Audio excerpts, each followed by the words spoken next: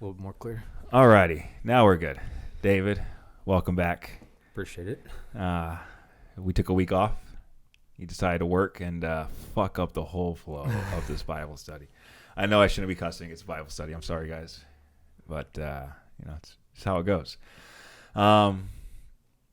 Last time, what did we talk about last time? Do you remember?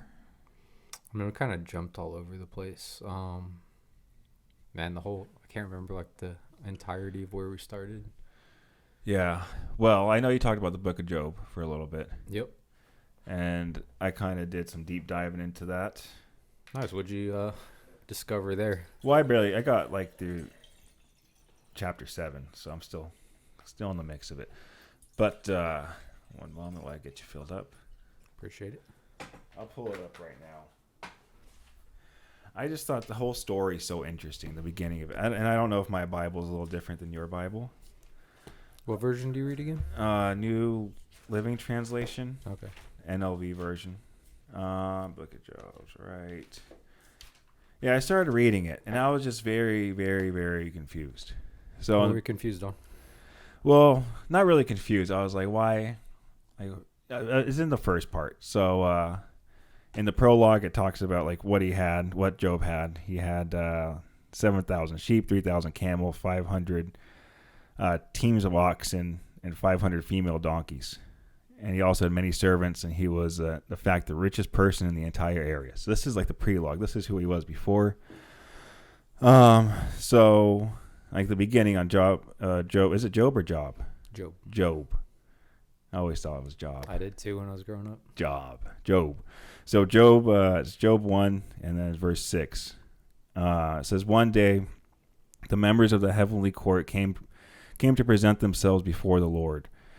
And the accuser Satan came with them. Where have you come from? The Lord asked Satan. Satan answered the Lord, I have been patrolling the earth and watching over everything that's going on. Then the Lord asked Satan, have you noticed my servant Job? He is the finest man in all the earth. He is blameless, a man of complete integrity. He fears God and stays away from evil. Satan replied to the Lord, Yes, but Job has a good reason to fear God. You have already put the wall of protection around him and his home and his property. You have made him prosper in everything he does. Look how rich he is, but reach out and take everything he has away, and surely he'll curse your face. So right there, just in that beginning part, why would Satan be, first of all, how did this book get written? Who wrote this book? Like, who's in the heavenly court? Like, who is in the heavenly court? Yeah, so no one knows who wrote this book. So, and it just talks about Job, who's one of the richest men in the world, richest in the entire area. Mm-hmm. And then the first thing it says, God has Satan in his court. Like, why is Satan the accuser in his court? And why is God just having a casual conversation about his finest pupil? That first of all, like, it's like, what's the message here? Because obviously, in my opinion, when I'm reading this,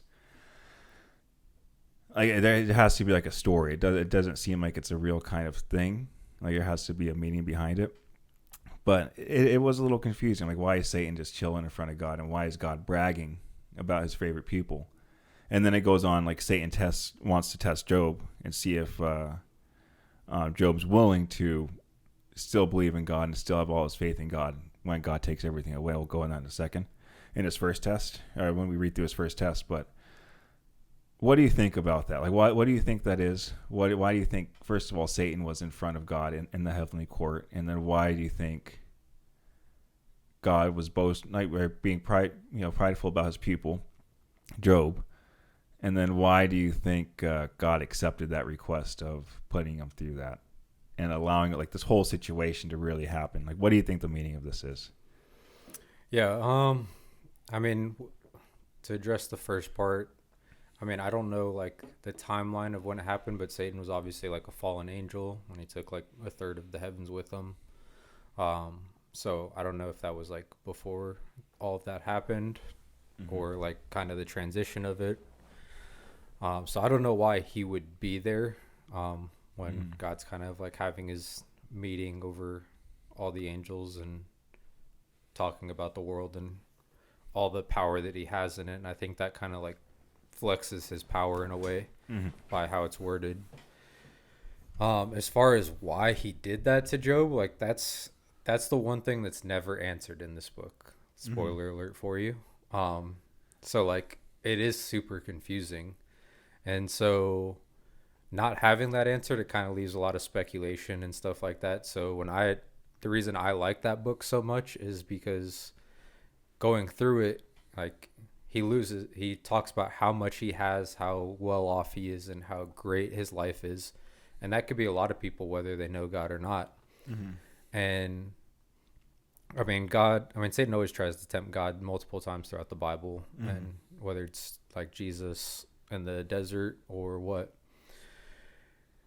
And so with Job, when he takes everything away, and the message I get from the book of Job is when he takes everything away, Job stays faithful and he still praises God even at rock bottom, which kind of sets an example, because I think, I don't know if I mentioned it last time, but I always call this like the why me book. And because we all go through like our own struggles and stuff like that, and sometimes it can be so overwhelming, and a lot of times it's when we're in our strongest like walk with God.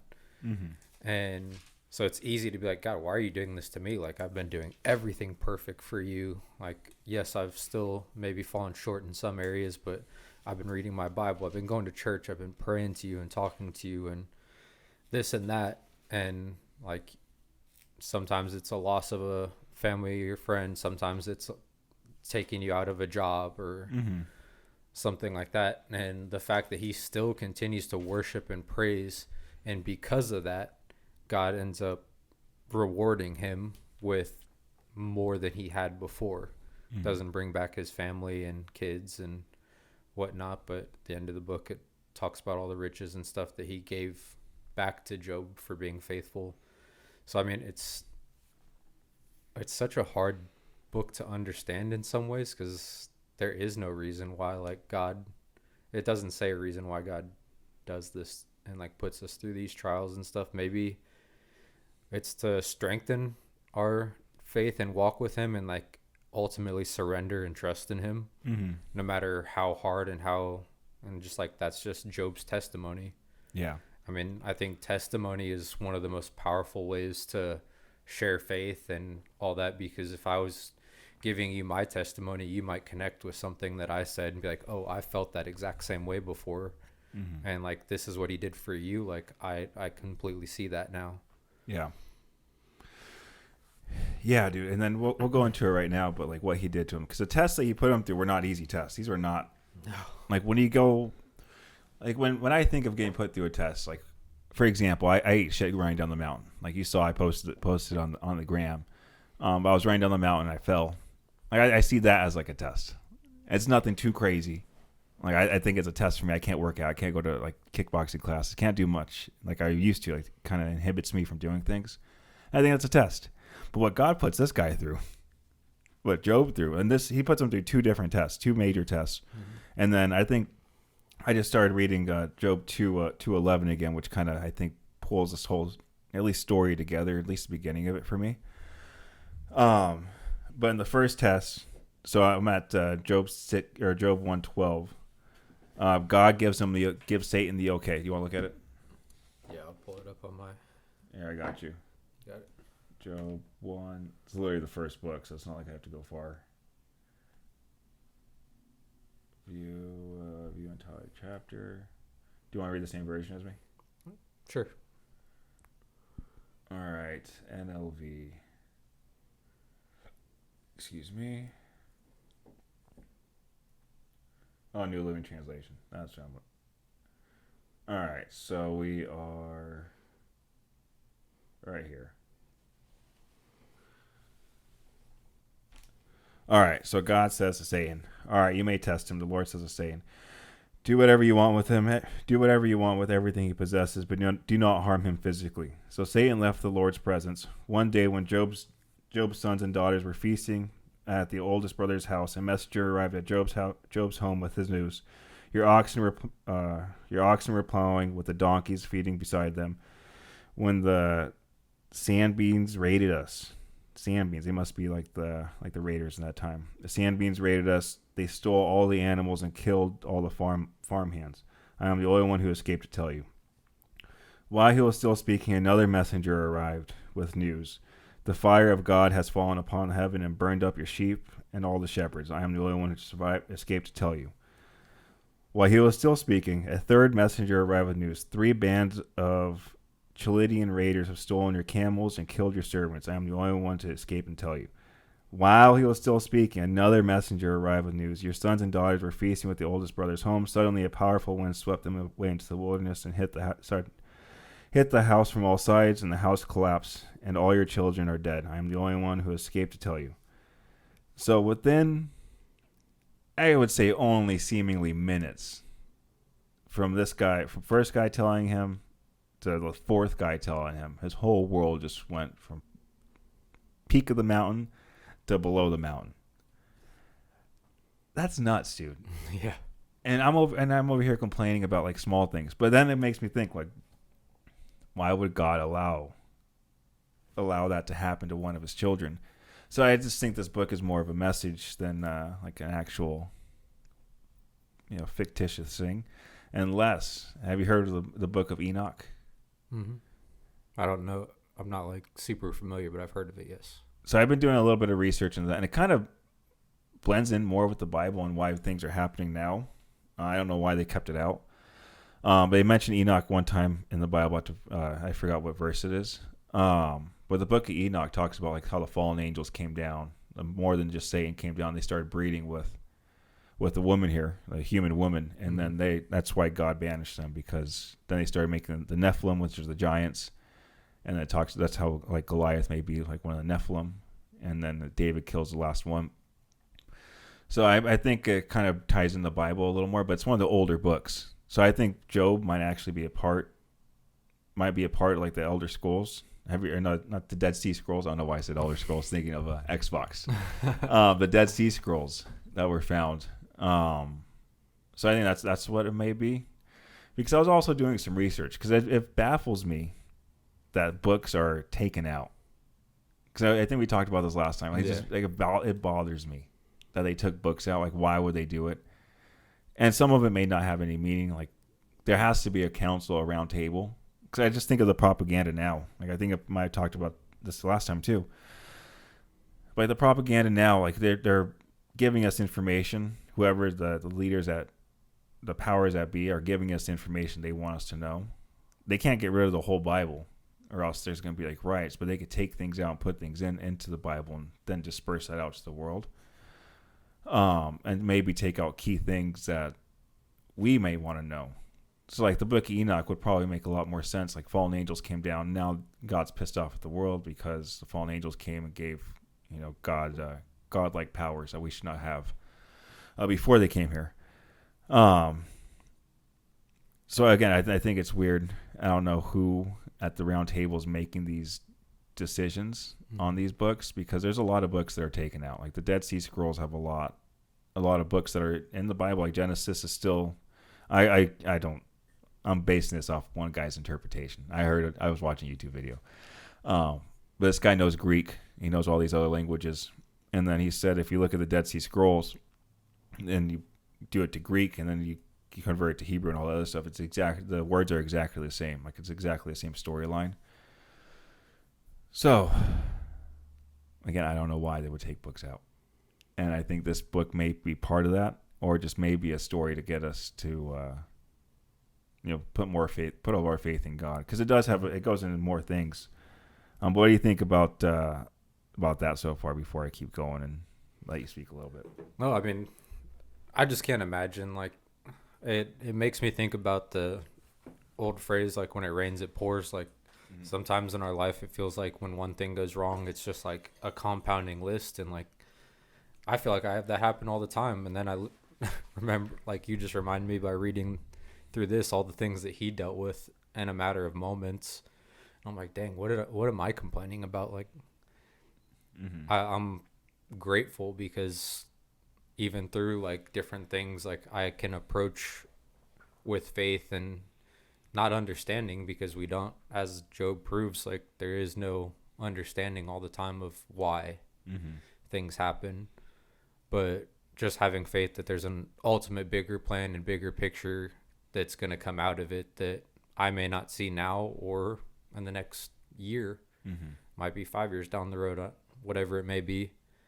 And it's just not my job to understand. It's my job to be faithful in the midst of all the trials. Mm-hmm. And I mean, like I had a trial personally I think it was like a week or two ago. I was having just like one thing after another. And the like final straw for me is like I got home from work one night, and it was probably like 9:30, 9:45, 10 o'clock at night. And bro, as soon as I open my door, there's water all over my floor. Like, it's not flooded because that's going to be dramatic, but like there was a good layer of water like pretty much everywhere. And like I just had a long day at work. It's already past my bedtime because I go to bed as soon as I'm done walking bricks and make dinner and all that when I get home from work, because got to get up at 5 or 6 in the next morning. Mm-hmm. And so I'm sitting here, I'm like, dude, one, where is this coming from? Why did it happen? I know I didn't leave anything on or do anything outside of the normal. And how am I going to fix this now? Because it's 9:45 at night and I have to be up at 5 and I'm tired. And so that situation a year, 2 years, 5 years ago, I honestly probably would have felt like a victim and just been super angry about it. And I Mm-hmm. mean, like, of course it was frustrating, but like I didn't even let it bother me. Yeah. And that was and that was after all the other things that has been going on like the week before. Mm-hmm. But just learning that, it's it's life. I don't have to understand it, but it's not gonna complaining and feeling sorry for myself isn't gonna get me anywhere Mm-hmm. doing that. So like this story has gotten me through things like that, even though it's so microscopic in comparison to losing your family and your land and all your animals. Mm-hmm. But it's just a way that you can apply that story to your life Mm-hmm. and use it to not let the world defeat you. Yeah. Isn't that kind of crazy? Like we let all these little things like, affect us to where we get so angry. When you were telling me that story, I was just thinking about the many times where I get every red light heading to the freeway. Like from here to the 7, because I go to take the 17 pretty often. Mm-hmm. From here to the 17, it's like 7 miles, and it's all lights. And getting every single red light makes it from a 10-minute drive to 30 to 45-minute drive. Yep. And it's so often I get so irritated. And then you get irritated at the drivers. Arizona has the worst drivers in America. Studies show that. Not that's just not me saying that. Studies show that we have the most aggressive, most angry drivers in all of America. Uninsured too. Probably all of us are uninsured. Most of us are uninsured. I have insurance. Progressive. Shout out to you. But just all these little things, they compound and add up, and then just one little thing could set you off the edge, or just putting your faith in God could save you. And many times I start getting the red lights. I'm like, all right, probably save me from an accident. I'm going to be late to wherever I got to go, but it probably saved me from dying today. But realistically, dude, a lot of people, they get very frustrated with so many minute things. When, I was also thinking, like, what if God's just telling us, like, people are going through this every single day. Like, someone's life might be destroyed as we speak. Again, destroyed, just like Job's life was getting destroyed. And, like, right after Job's life gets destroyed and he hears all this, the first thing he does, I just read this again. Job stood up and tore off his robe in grief, then shaved his head and fell to the floor with worship. He said, I came naked from my mother's womb, and I will be naked when I leave. The Lord gave me what I had, and the Lord has taken it away. Praise the name of the Lord. That's crazy. Like the first thing he did, he's like, all right, the Lord gave me everything, and the Lord took everything away. Like, thank you for everything you gave me. Who would do that? Yeah, after losing their children and family, like that's insane. And have you gotten to the part about the friends yet? I read I got past the friends part, but I just reread it because God puts Job through another test. It's not the only test that he puts Job through. Like he puts him through another test, which is crazy. I'll read this one too. So Satan, why does Satan go back into court? He said, one day, one of the members from the heavenly court present themselves with the accuser Satan. Like, why? How long was this gap? Was it like a day later? Or did Job get some stuff back? Did he start getting quality of life back? Again, why was Satan in God's presence? Again, and then, it just is confusing. Is it years later? Is it like an annual meeting that they have, like what we do here? But again, Satan came to God. Satan asked, I have been trolling the earth, and God asked Satan, have you seen my servant Job? He's the finest man. He's a blameless man, a man of complete integrity. He fears God and stays away from evil. And he has maintained his integrity even though you urged me to harm him without cause. Satan replied to the Lord, skin for skin, and man will give up everything he has to save his life. But reach out and take away his health, and surely he'll curse you in your face. So then God's like, all right, just don't kill him. Just don't kill the guy. Do whatever you want, but don't kill him. And so I'm going to read down, but spare his life. So Satan left in the presence. He struck Job with terrible boils from head to foot. So first of all, you lose everything. You lose all your animals. They get stolen. Some band of raiders comes and steals your animals. And then hellfire, so I assume like a volcano came, destroyed it, killed the sheep and killed the shepherds. And then his house collapses, and then his kids die. All within that time. And then who knows how long the second test was. It could be a year, it could be a week, who knows how long. And then gets hit with boils from head to toe. So Job started scraping his skin, and then let's see. So he had a wife. Did he have? So he must have remarried. Do you think he remarried, or do you think his wife was? Because it doesn't talk about his. It doesn't talk about his family too much. I honestly can't remember. It's been a bit since I've read through Job again. Yeah, it doesn't talk about his wife in the beginning, in the prologue. So I wonder if he got remarried. So then that would give it some time. That'd give you like 10, 15 years, and then Job gets struck again. Bam. Another thing. And then you go in life. Like, imagine that in life. Like, you finally start getting your footing. And then back down you go. Back down. Let's see your faith in God. All right. So then actually, this is crazy. So what his wife says to him was even crazier. So Job started scraping his skin with a piece of broken pottery as he sat among the ashes. His wife said to him, are you still trying to maintain your integrity? Curse God and die. That is nuts. His wife is like, all right, I'm tired of this. Go ahead and curse God, and I want you to die. And that's what happens when you do curse God. Like, and that's Satan, the enemy, getting into her brain. Yep. She's not sober-minded right now. She's frustrated. She's scared. All these emotions. I want you to curse God and die. That is nuts. And then he says, you talk like a foolish woman. Should we accept only the good things from the hand of God and never anything bad? So in all this, Job said nothing wrong.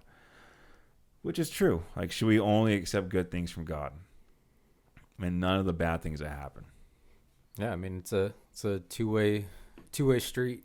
And I think we talked about it in a previous podcast about how, like, when you decide to follow God, like, you're not exempt from challenges and trials and spiritual warfare. Like, that's when you're going to be put on the spot even more, because Satan's got a bone to pick with you, because he wants you to, go turn around, go the other way, because then he wins that battle.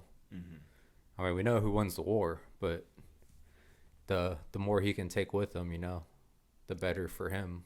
Yeah.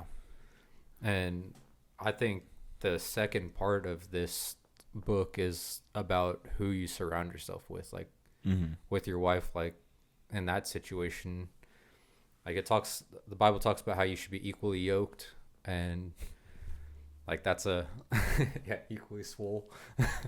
Should find like that someone that sees and like believes in the Bible and has that relationship with Christ, the same level that you do, and then like his friends come into play and like they're putting all these different things into his ear, and he could have easily been persuaded by his wife, someone who knows how long they were married, but having a wife, you have that trust in them, you have that comfortability, and you can let your guard down a little bit and be open to their side of what they might say.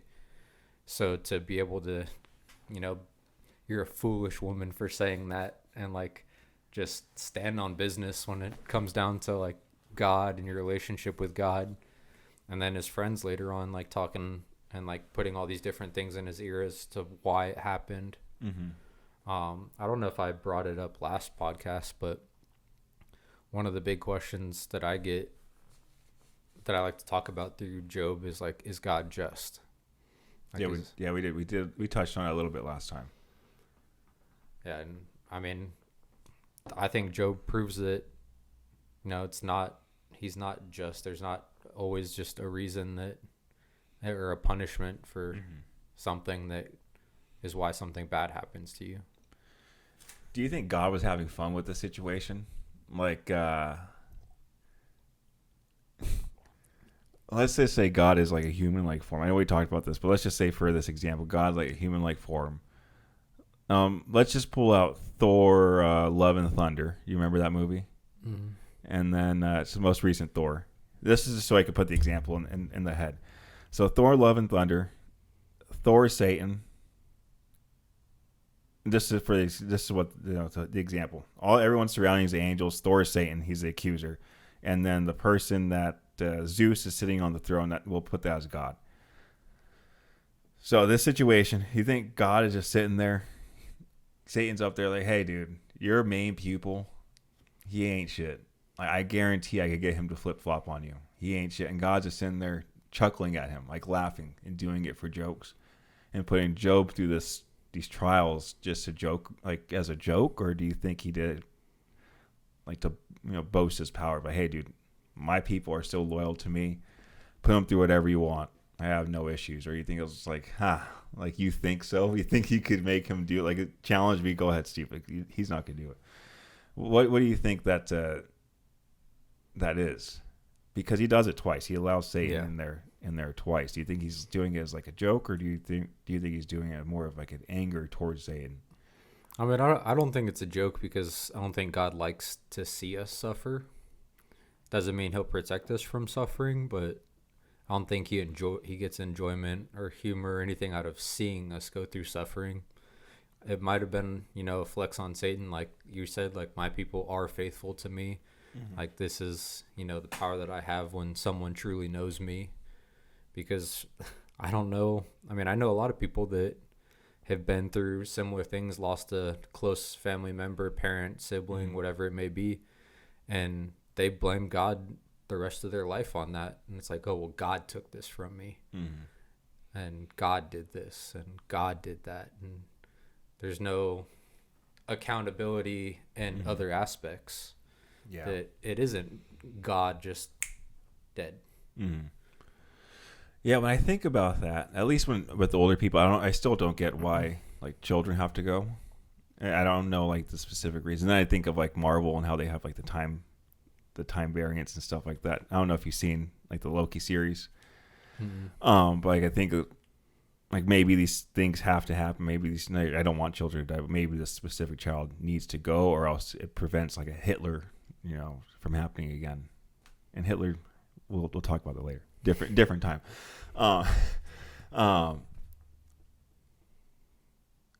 Yeah, dude. I forgot my train of thought. I went on Hitler and. I mean, I think I know where you're going with it. To where you think Satan's trying to prevent these people from becoming somebody. Oh, I know what I meant. Is that? Oh, so like you're talking about like Justin, like why these people have to die? Because I told you like what happened. My situation happened a few weeks ago. I lost my cousin, and. A lot of people are like, why this happened? And I had those thoughts too. But then I'm like, why? What was the purpose of this? Like, what's the message? was his purpose already fulfilled? And God's like, all right, your purpose is fulfilled. I'm gonna give you your wish. Now you're gonna be with your parents, because that's what he wanted his whole time. Since his parents both passed away, he wanted to be with them again. And like, was his purpose fulfilled? Like everything he had to do, get in order, fulfilled, and then he's like, all right, now it's time to go. And I think about that in other people's situations. Like, did this person that was a good person that didn't deserve this kind of death, was his purpose already fulfilled, and then he didn't want it? Like, let's just say someone is suffering mentally or suffering internally, or something may happen worse to them in the future. They might lose everything if they stay on this earth. What if God's this is just all like speaking, thinking out loud. Mm-hmm. Like, what if God's like, I'm going to prevent, you've been really good, I'm going to prevent you from a worse off life. Like, your life's going to be, it's not going to be any better than this. Your purpose fulfilled. You've been a great pupil, and you don't need to be here anymore. I'm going to bring you home. And to us, that sounds so horrible. But, who knows what's going on? Like, maybe a child that's born gets a bad cancer in the future and then destroys a whole family because that one child dies. So when because death is weird, right? Like, we don't know. We all die. We all expect it. But when it happens to someone close to us, like, it's like a shock. But we all have an expiration date. We just don't know the date. And like the why me thing, or why this happened, it's just, I get why people think that, because it's an easy way it's a victim mentality. But it's so much easier just thinking, all right, this person's purpose has been fulfilled. He or she's not here anymore. That's the route I was going down. Gotcha. Yeah, I was misinterpreting it to God or Satan trying to use that to like prevent people from growing up and being someone, because I think he does that a lot. Mm-hmm. In real life, where going back to, what was it, Egypt, or was it when they tried killing all the newborn babies during Jesus' time, like when he was a newborn baby? Oh, that was in Jerusalem. Jerusalem, yeah. And they had to like send him down the Nile River. And oh, that was in Egypt. So that was yeah. So yeah, that was the Hebrews. They were the slaves. So then the Pharaoh wanted to kill the firstborn sons because he got the prophecy that was going to happen. Yeah, exactly. And like, I think Satan uses that because the biggest tool that Satan has is lying. Mm-hmm. And like putting these lies into our heads and stuff and convincing us to believe them can lead to, letting those anxiety and depression situations and stuff get to you to where you think like, life isn't going to get any better than this. And in some cases, you're right. It might not get any better than this, because if you're not a believer, this is the best it's ever going to get. Mm-hmm. If you are a believer, this is the worst it'll ever be. Mm-hmm. And so, I kind of like heard a new aspect of this example through a very controversial topic in today's world of abortion. Like, it's becoming so like popular and stuff for people to feel comfortable doing it, not like, and like, it's taken millions and millions, hundreds of millions of unborn kids' lives that could have grown up to change your life, my life, someone else's life. Mm-hmm. Like, God had an individual plan for each of these lives to be fulfilled and stuff like that. And just like they did back in Egypt when they tried to kill off what would have been Jesus as a baby if he didn't get sent off. Mm-hmm. Like, where this book wouldn't be. Yeah. Well, that first one was Moses. So that first one was Moses. And then they did do that with, they had to go from Jerusalem to Bethlehem because they also did that with them as well, for Jesus as well. But it's kind of crazy that both scenarios, both Jesus and Moses kind of had the same situation happen to them. And they're both like the book of Moses is the Old Testament essentially, and then the New Testament's Jesus. So kind of similar stories. Maybe they're the same person. Yeah,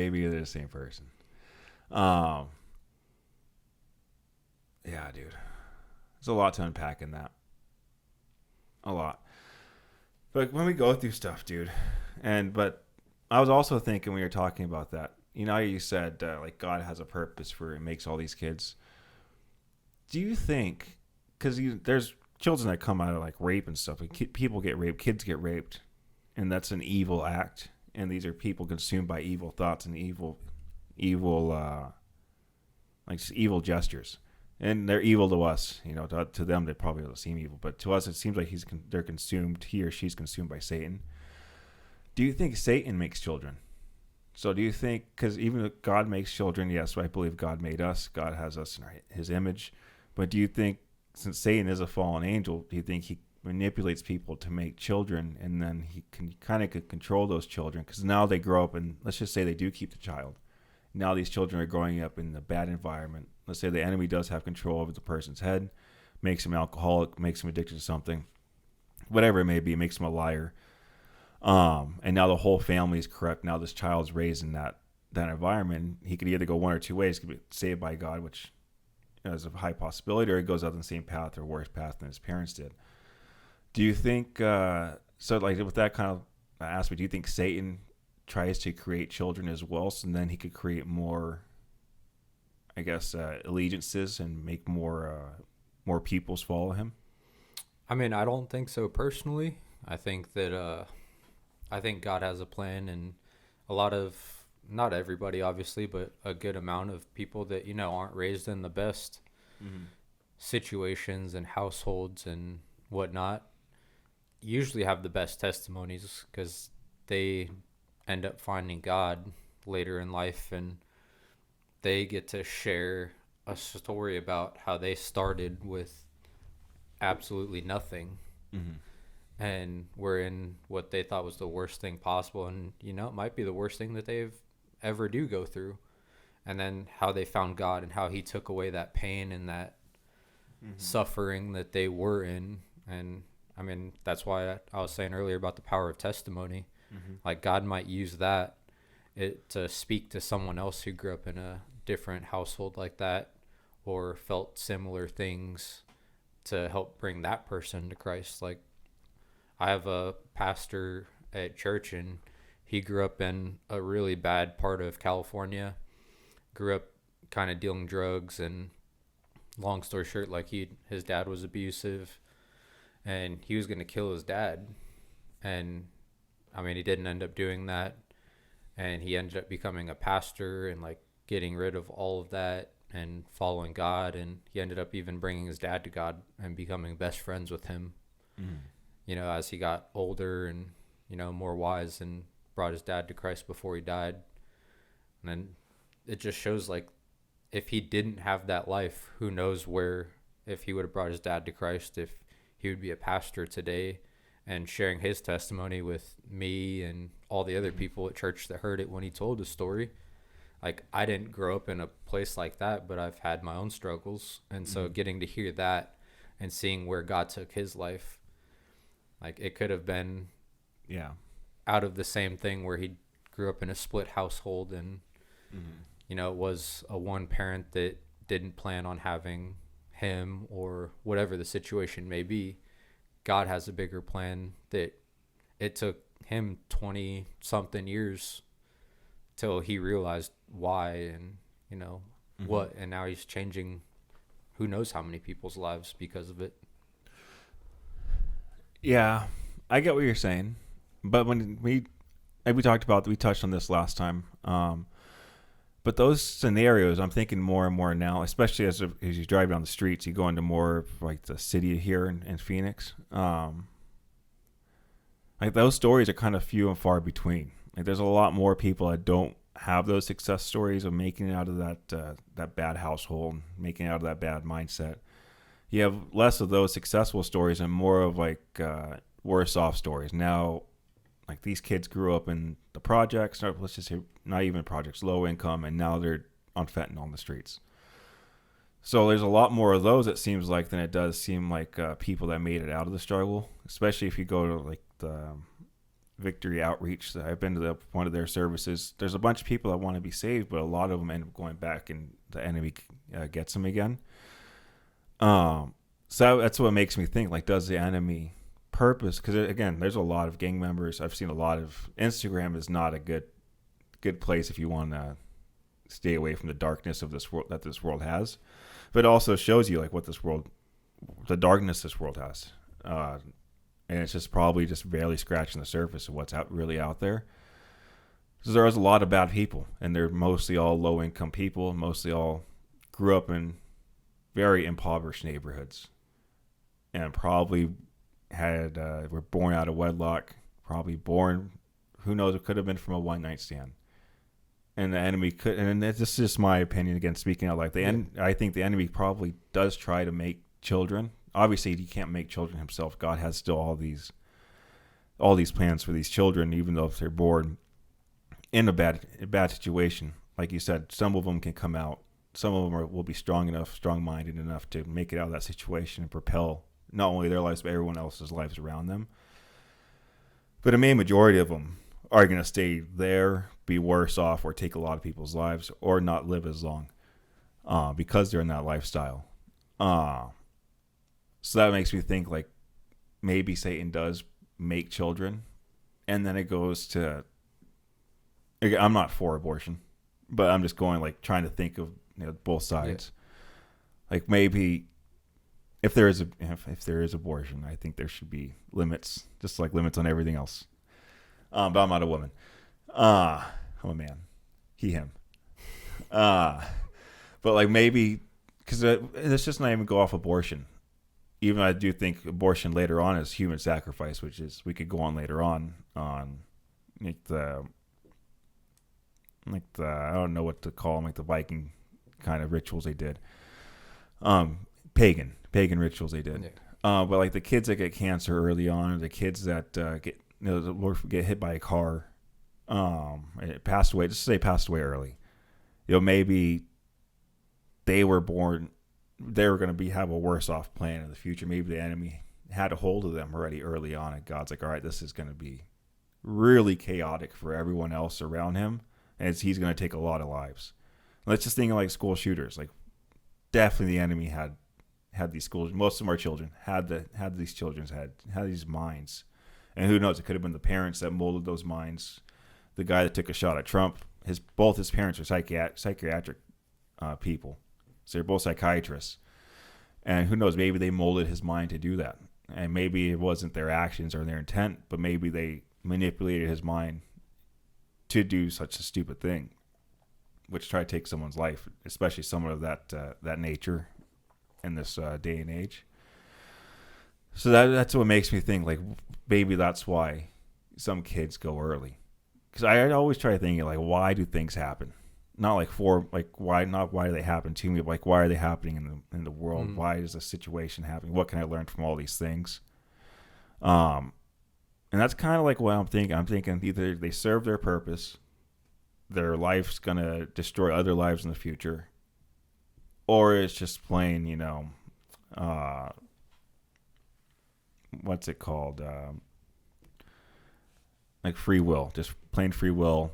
Some bad actor came in, took your life too early. Bang. Sorry, it wasn't your fault. So I think those are like the three main reasons in my head on why people pass away. Because I know we're talking. This all came from Book of Job on why right. Why people pass away and like why me the victim mentality. So yeah, your thoughts?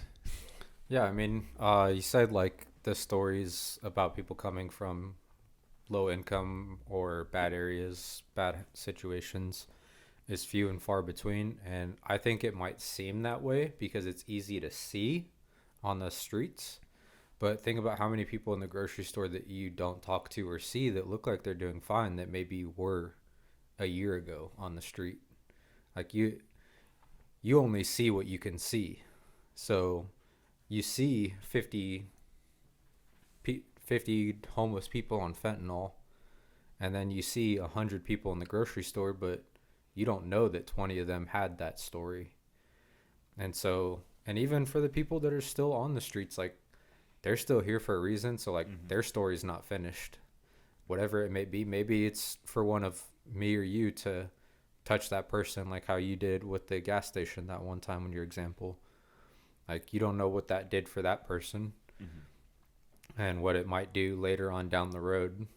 So like none of our stories are finished until we take our last breath, and then we're in our eternity. So I wouldn't say that it's few and far between. I would say we just don't know, because there's so many different testimonies out there of people and their own individual struggles. Like you have your own, I have my own, and then they might not be as intense as others, but it might be used in a way that we don't understand yet.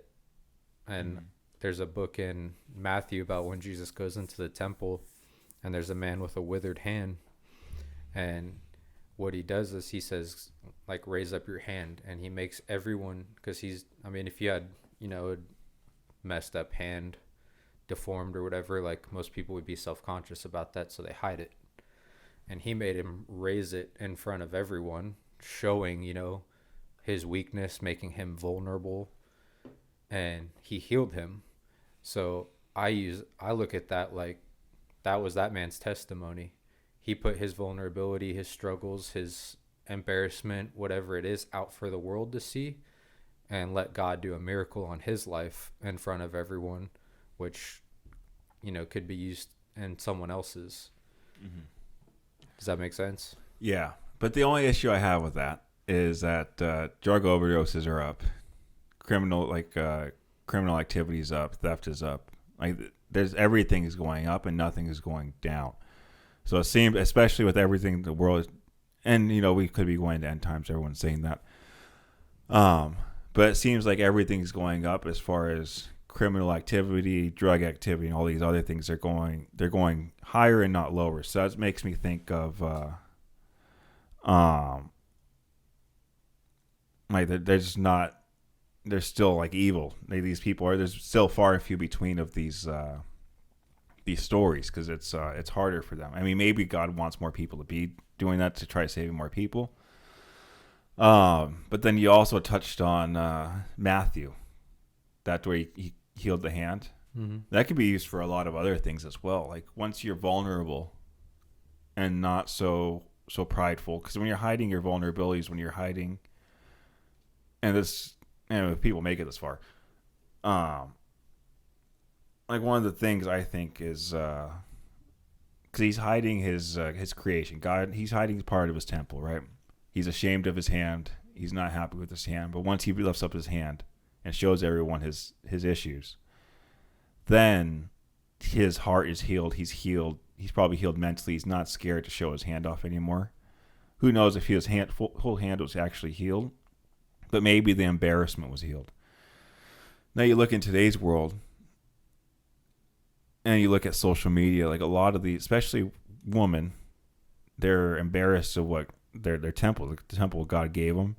So they go and get these surgeries and destroy their bodies for who knows how. And a lot of these surgeries, they shorten their lifespans, like especially when they get part of their stomach cut out. Like they do a lot of crazy things to lose weight and to look like the people they see on social media. And if they were just to be more vulnerable with what they already had and not be ashamed of what God had blessed them with, they'd be healed mentally, physically, and spiritually, and wouldn't be ashamed of what they have, and they wouldn't be comparing themselves to what all these other fake people have and all the surgeries that they got. Because at the end of the day, dude, that people that get the surgeries, that's not them. Yeah. People that are on the juice, that's not them without the juice. We both did the juice. Nothing too crazy. It's not like we did, a full cycle to get prepped for shows and stuff like that. But yeah. Testosterone, I mean, we're not the same person on it versus off it. We have our strengths way different. And these people that are doing these videos and posting it, they're not that strong off the substances. So, I mean, there's a lot of influencers that you can see that have been on and off the juice, and their numbers are way lower when they're off. So, this, I guess, shameful culture, being ashamed of what you have. If that verse you're talking about, being more vulnerable, if people were more vulnerable, they probably feel healed. Like, I'm vulnerable. I try being vulnerable. I don't post. Everything I post is like real stuff. I'm not going to post like some fake shit. Like if I can't lift 315, I'm not going to post a video of me fake benching 315. Yeah. Like there's no point, because I'm going to get called out eventually. Someone's going to call me out. And, when I first started posting on social media, it was definitely for I definitely fake stuff. I definitely went to go do certain things just so I could go post, so other people would be like, "Oh, let me come join you," or "Look, Dominic has a cool life. I want to live his Yeah, life." the validation. Yeah, the validation of that. And when I got off social media, everything changed. I was so much happier. I stopped caring about the validation. I started being myself. Started liking myself a lot more, and being more vulnerable. Like, I didn't care how I looked. Didn't care if I gained weight. Didn't care if I didn't have abs. Didn't care like who God gave me this temple. I gotta do is take care of it. I'm not ashamed of anything. Like, fuck everyone else. But yeah, I like that little verse, because that verse could go off in really so many different ways. Once you're vulnerable, you're healed. Mm-hmm. And a lot of people, I think more people need to be vulnerable. It's not a bad thing. I think it's looked upon as like a weakness, especially upon men. But when you're vulnerable, it's when you learn things, right? Let's just say you're going through a struggle and you want to get through it yourself. But I already went through that fucking struggle. I already jumped over that obstacle. I've been through the obstacle. I can help you do the shortcut around it and get there. But if you're vulnerable, you may not even ever make it over that hill. But someone that's already found the way over that hill could teach you the easiest way to get there. But you're just so stubborn and not vulnerable to ask for help that you may never reach your goal because of that one little error, or you may take you 10 years to reach your goal when it should only take you 1 year. So I think being vulnerable is very, very, very important, at least in life and what you're doing in life. You don't want to be, prideful or stubborn. Were you looking up a verse? Yeah, I mean, to go off kind of what you just said, like, I think vulnerability is a huge strength, because, I mean, like I mentioned earlier, I think part of the backstory of Job too is like the power of who you surround yourself and let speak into your ear. Like, if you have a community of, believers that are going to point you towards God when you're going through these things that you might have already been through. Hey, I left it at the foot of the cross. This is what I did, XYZ. You just got to keep your faith in God. Like, you're pouring into me for something that you've already been through, a mountain you've already climbed, battles you've already won. Like that.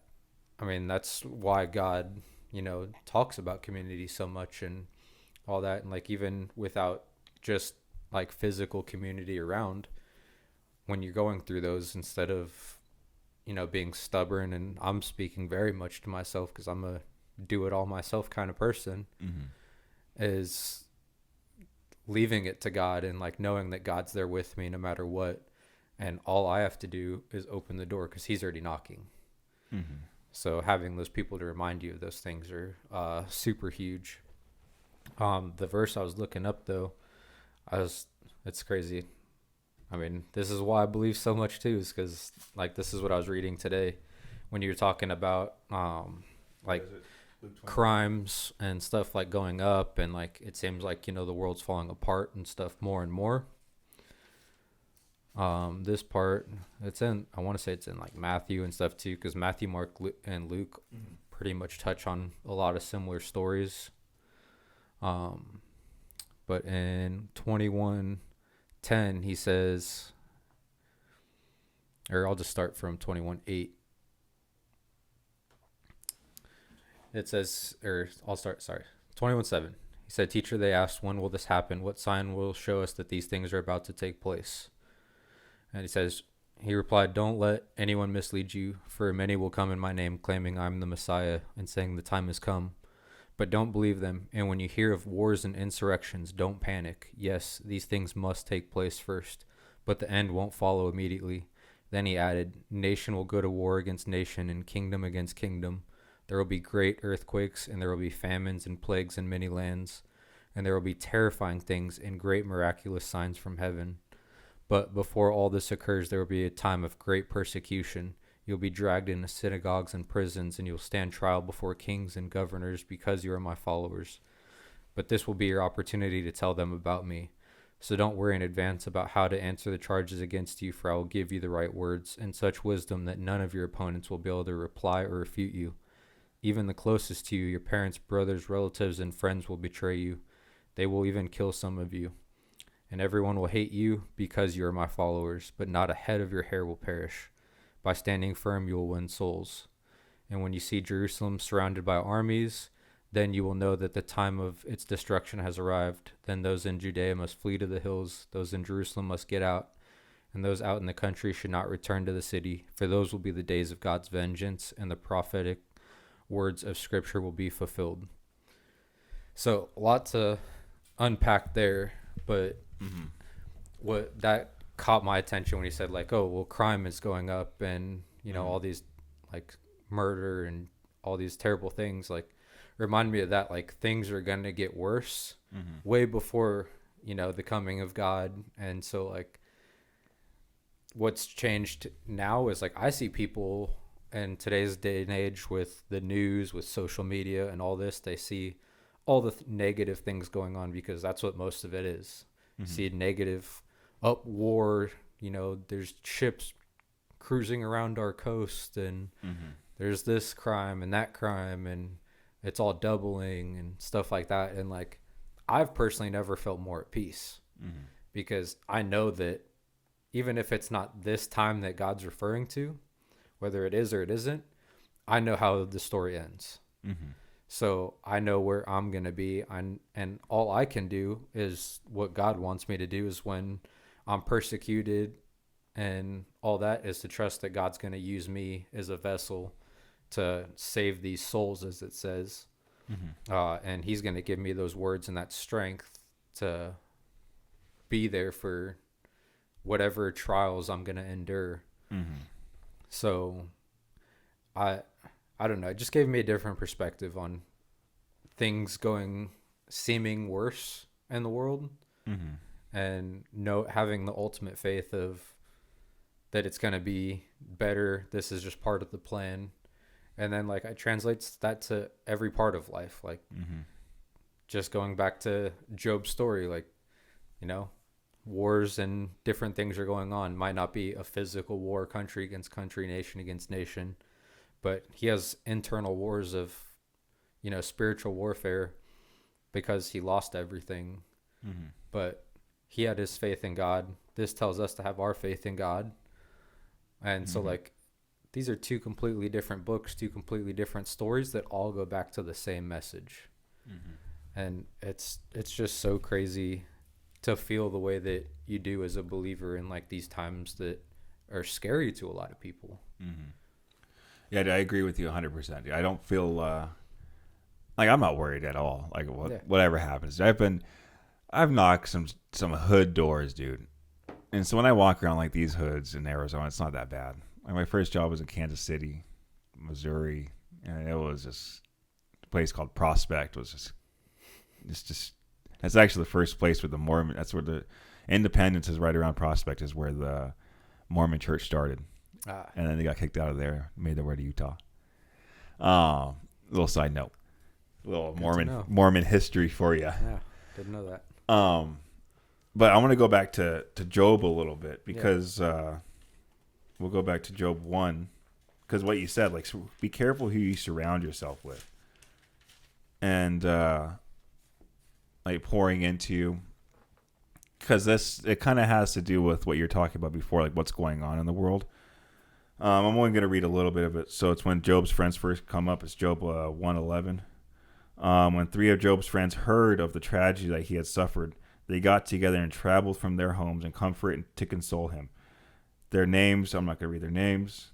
Wait, are you in Job 1? Or Job 1. You're in Job 2. Oh, Job 2. Sorry, my bad. Mm-hmm. You're good. Good. My bad. So Job 2:11. Yeah. All right, so they suffered, and then their names. When they saw Job from a distance, they scarcely recognized him. Wailing out loud, they tore their robes off, threw the dust in the air, and their heads showed their grief. Then they sat on the ground with him for 7 days and nights. No one said a word to Job, for they saw that he was suffering it was too great for words. So, I don't need to read any more of that. That's the end of it. End of Job 2. Yeah, that's where I want to stop. So, first of all, I don't know how I don't know which friends tell them which things. So I'm just going to base it off of this little part, not what their friends tell them, what the speeches they tell them. Right when you're going in your worst times, you want people that are going to be there for you, like you said, community, right? And they wailed their hands. They barely knew who he was, and they got down with him and didn't say a word to him. It made me think, like, some people, they'll do that. They'll go be there for you when you're down. They'll go do all these things, but then they'll just go do that just to go turn around and tell people your gossip, tell people your business, post about it. Hey, I was here. Dude, you should have heard the story I had with David. He told me that he had this crazy night with this girl. Now he might have all these STDs.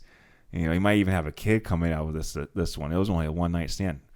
Now you go through this whole tragic situation. You tell me this. I go over there to console you, and then I go and give all your information out to the world. A lot of people do that. Mm-hmm. So when you say be careful, like, who you have around you, like, that same thing, those same people could tell you the world's going to shit. We're in World War III. Israel's about to go to war with Iran. We're sending $80 billion to Israel so they could start bombing Iran. You know, we still have the war going on with Ukraine. Zelensky's coming over here demanding all this money. Putin's over here in Florida. All this stuff going on. And they're pouring all this stuff, pouring all these thoughts into you. And I think you talked about Job, how these people speak, you know, putting these thoughts into his head as well. I mean, his wife, right off the rip, go curse God and die. Right off the rip, trying to pour these bad thoughts into his head. Like, you have to really be protective of who you have around you and who you take your information from, right? Because you could take in, people could give you, like, I could give you information. You could take 1% of what I say here today. I could give you all the information of all this console I want, and you take 1% of that works for you. But people will take the whole. If you take the whole thing, it might be a detriment to your life, right? You have to filter what comes into your brain. And I don't think a lot of people do that, especially with their friends. Like, even the people closest to you is who you got to filter out the most, because those are the people you trust. And I don't think a lot of people do that at all. I hear countless times people get these consults from their friends that, let's just say for money, for example. I'll use myself as an example. I am not someone to consult someone on how to make $1 million. I've never fucking done it. But you see people out here on Instagram, not even their friends, people on Instagram taking advice of these people that have never made $1 million in their life, talking like they've made millions and millions of dollars. Now they're taking information from them and using that, and now it's a detriment to their life because now they're following someone who's never made $100,000, thinking they're going to make $100 million.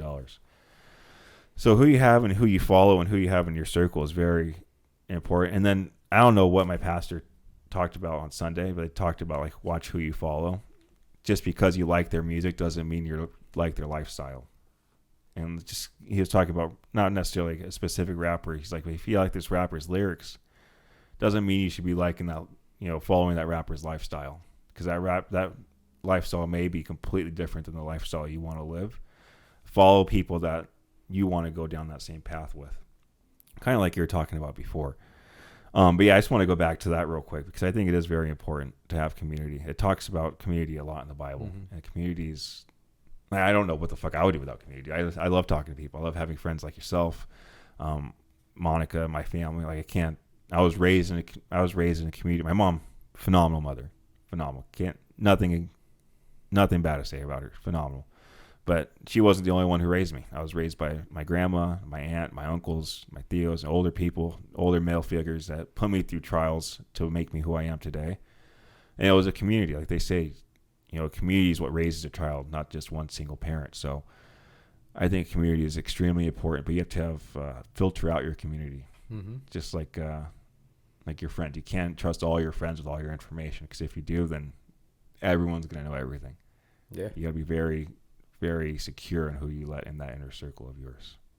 What was your biggest change as you've grown your relationship with God and your community? I don't know, dude. I still have all the same, like, friends. I have more friends than I did before. Like, friends. I call them friends, but they're more like, I don't know. I would consider them friends. And my tier list is different on friends. I have like there's like the S tier, and the S tier is like only like 10 people are allowed in there. I have to drop someone out in order to put someone in there. So there's like the S tier. You're in the S tier. Yes. There's like the S tier, and then do you know how they have it? And they rank like the quarterbacks.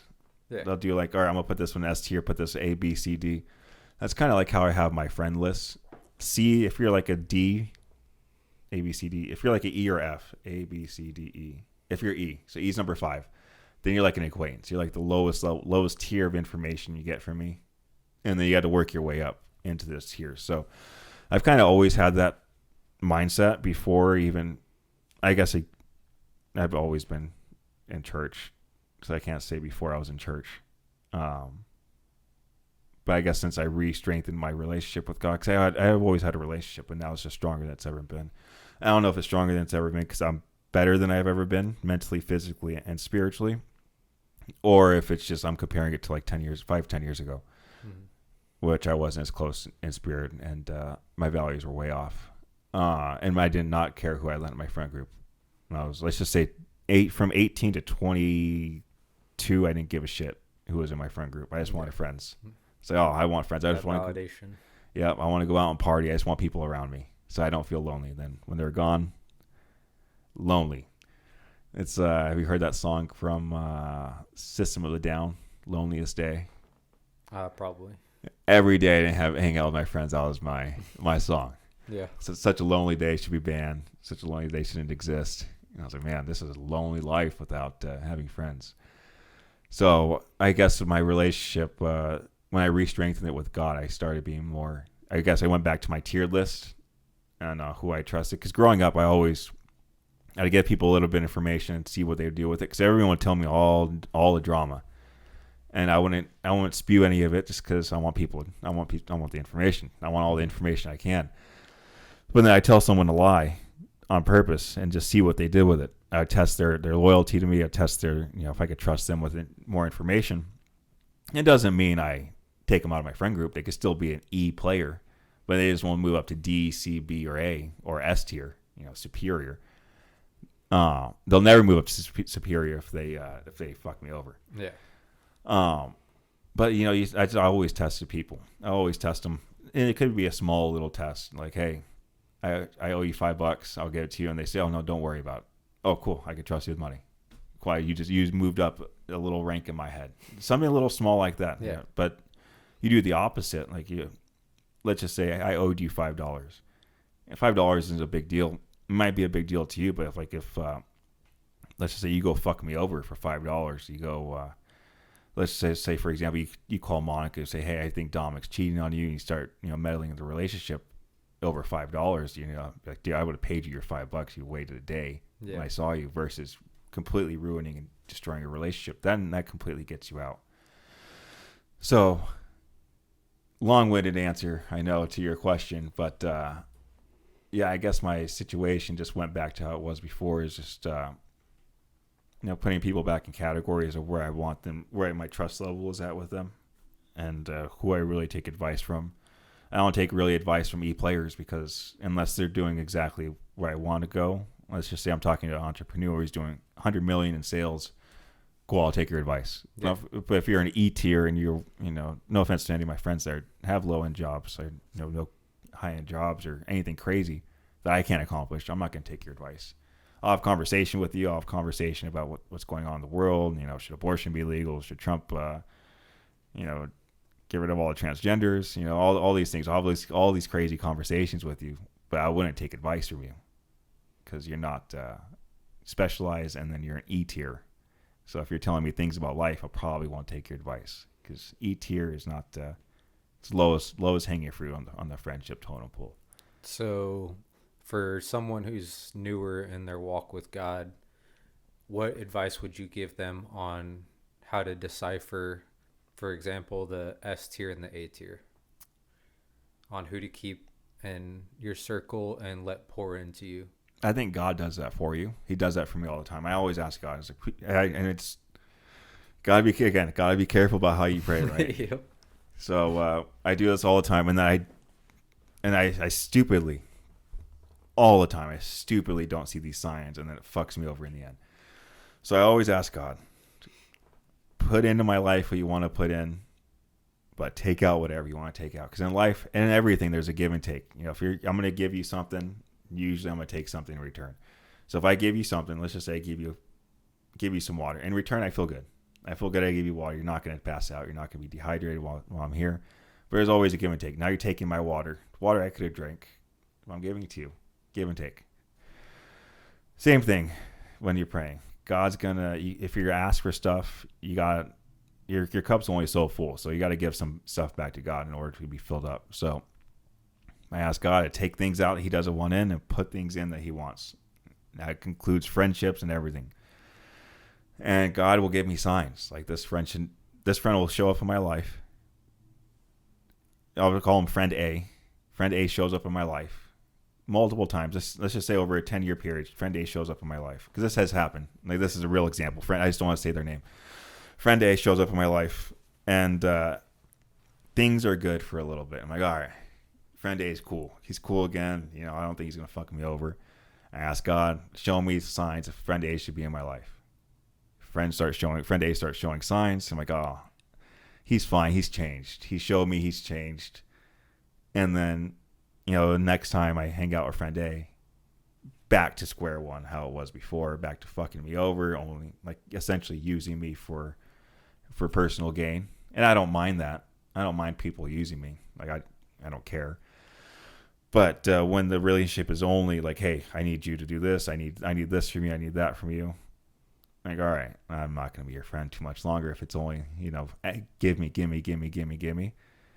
And friend A, again, this is a real example, but friend A, then when I don't give friend A, what they ask for, gone, vanishes out of my life. And then friend A reappears. But I try to hold on to that hope of that friend A changing. Yeah. And they don't change and they just vanish out of my life. And then a few years later, friend A waltzes right back into my life.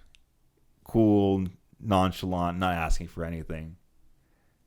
Once I start praying and asking, show me signs. A sign shows up, and then I don't take the sign, and every time, So again, long-winded answer. Just look out for the signs, because God gives you signs, and they could be such subtle signs. But again, you have to test. And it sounds shitty when you say test your friends, but you test your employees to make sure that they're working. You want to test people's loyalty, because it does waver, it does change. People's loyalties may change on you, especially if you don't talk to them for a while. Yeah. So it's not bad to test your friends. They don't have to be crazy tests. You could test them with a little fake lie and see if they tell your other friends. Because if they do, then you can't trust them with, that pure secret S-tier level, super secret service. I guess not secret service. They suck now. Super secret information. Yeah. Let's just say super secret military information, non-leakable, Confidential information. Confidential. Like, that's S tier.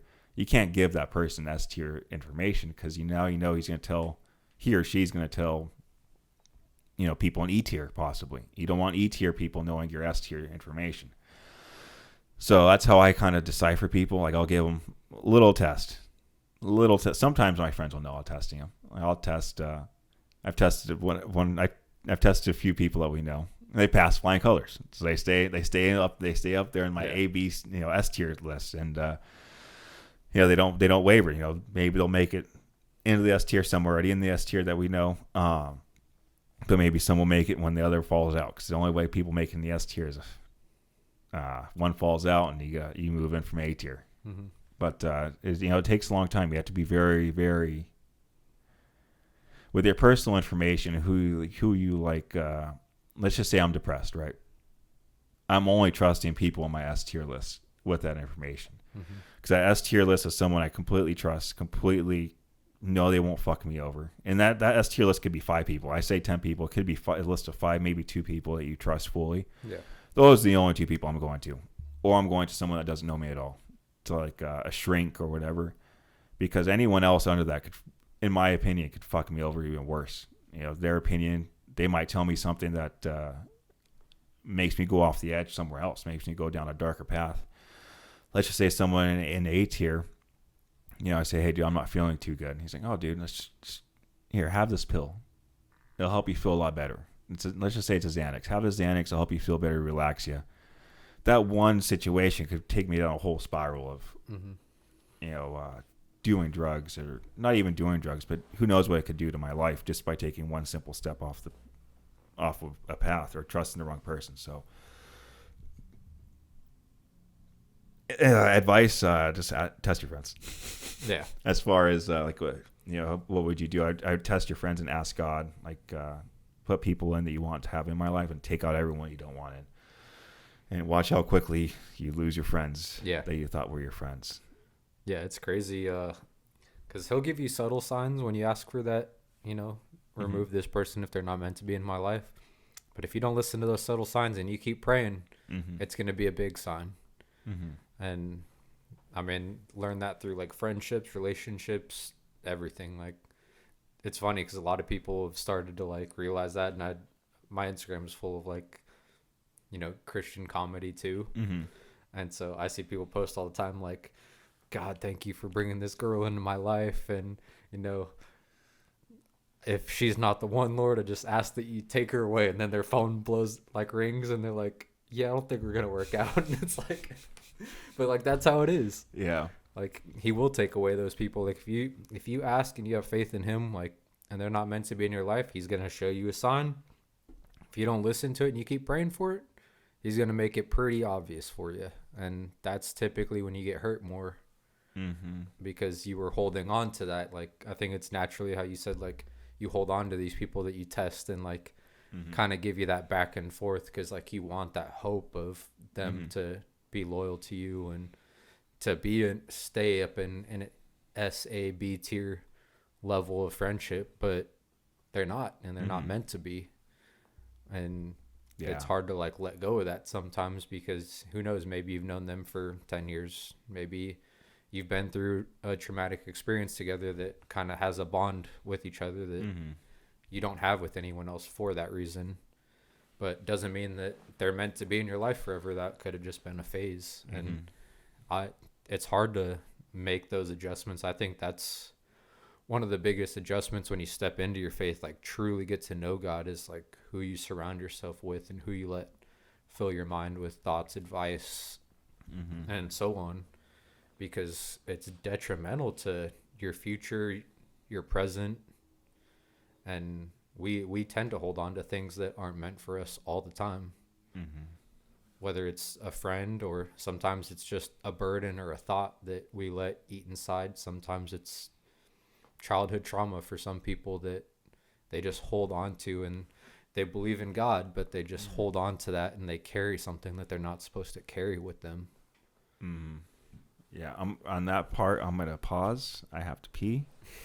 We'll take our first break. It's probably been about an hour. Usually it's about an hour before I have to pee. So I have to pee too. Just over an hour. Alrighty. After that little break.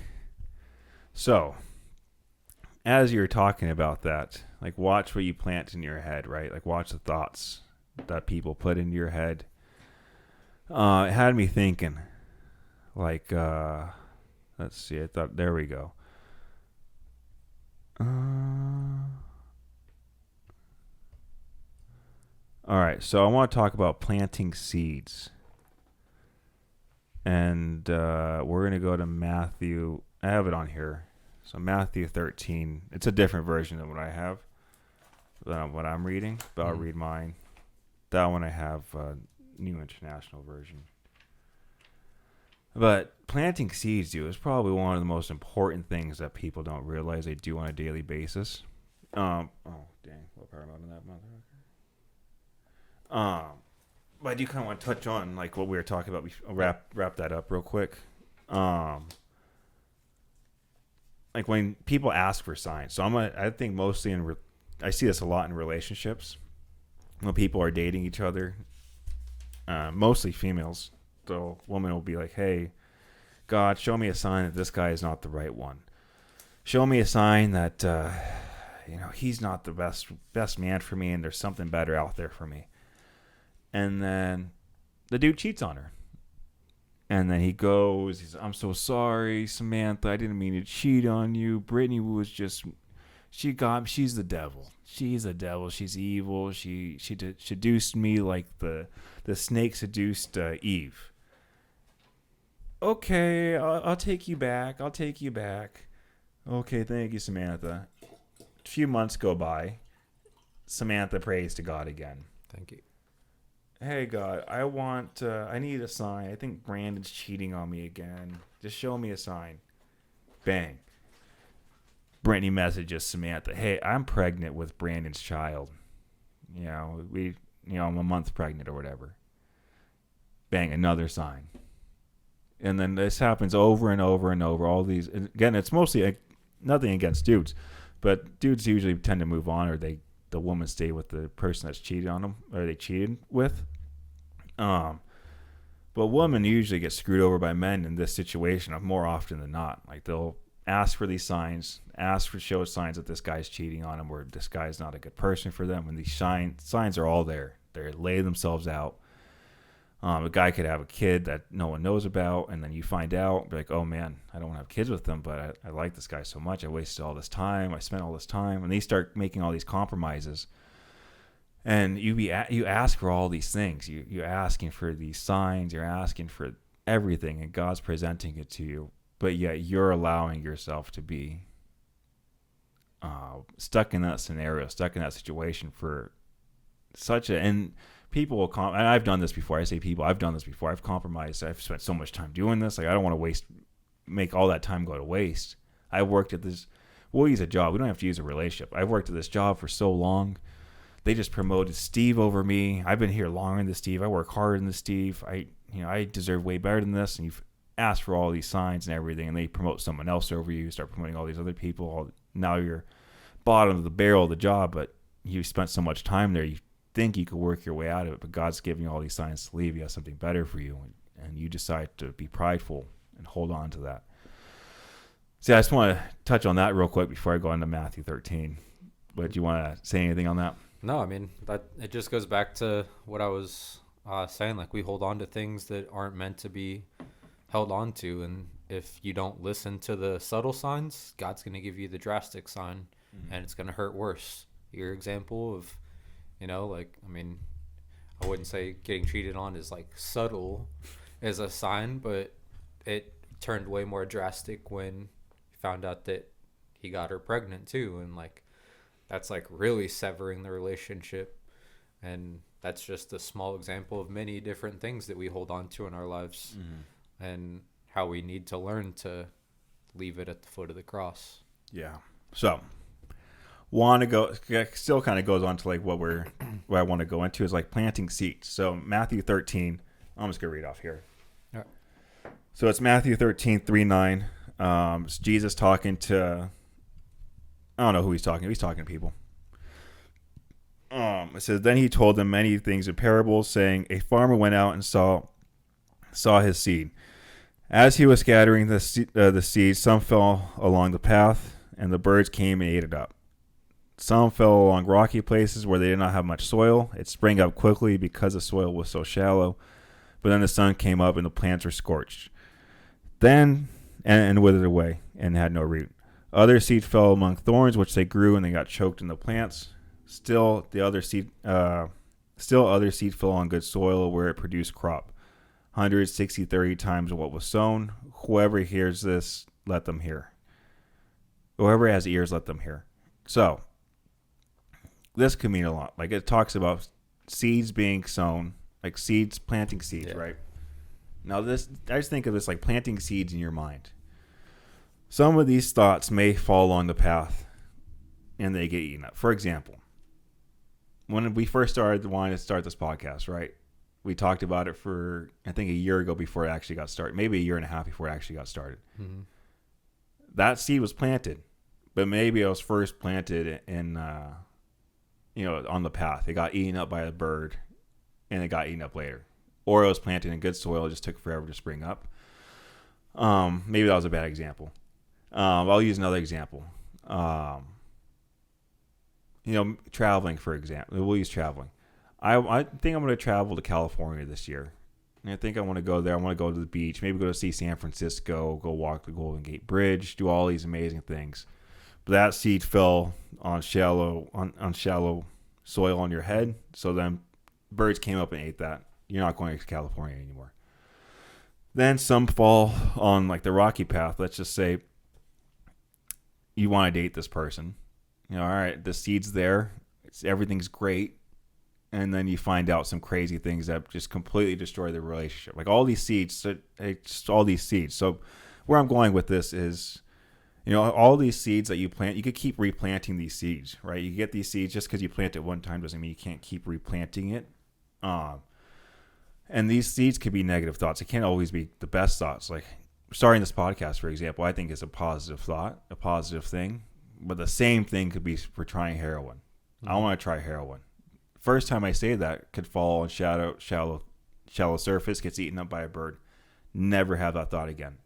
But who knows? Maybe I think that thought again, and then it starts going into better soil, because you don't know where the soil is going to fall or where the seed's going to fall when you throw it. It could still keep landing on that shallow surface of your mind. But if you get weaker and weaker and weaker, then you start planting it in the deeper part of your brain, which is the good, I assume, the good soil, which is your subconscious.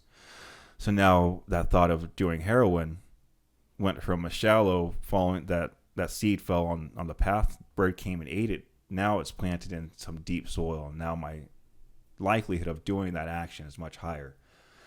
And it's going to bear fruits, whether good or bad, right? So I think people have to be wary of what they plant in their mind. And that comes from, like, what I was talking about before is, like, who you take information from. Like, if I'm taking information from an E-type person, unless they're doing something crazy in life and something crazy good in life where I could actually use that advice, I'm not going to take it, because it's a surface level, shallow level relationship. But they're not S tier. They're not super deep in my friend group. I'm not going to take their information and actually apply that to my life. Then I'm not going to use that seed. Or I'm going to use their seed versus someone else, on the E tier seed. And it beats, because seeds, again, good or bad. I told you about the situation I had. Those seeds were planted years and years and years and years ago, and then they finally just came to root. A tree has very deep branches or very deep roots before it starts sprouting out. You don't see the strongest trees, you don't see sprout up until later on in life, and they're the hardest to push down.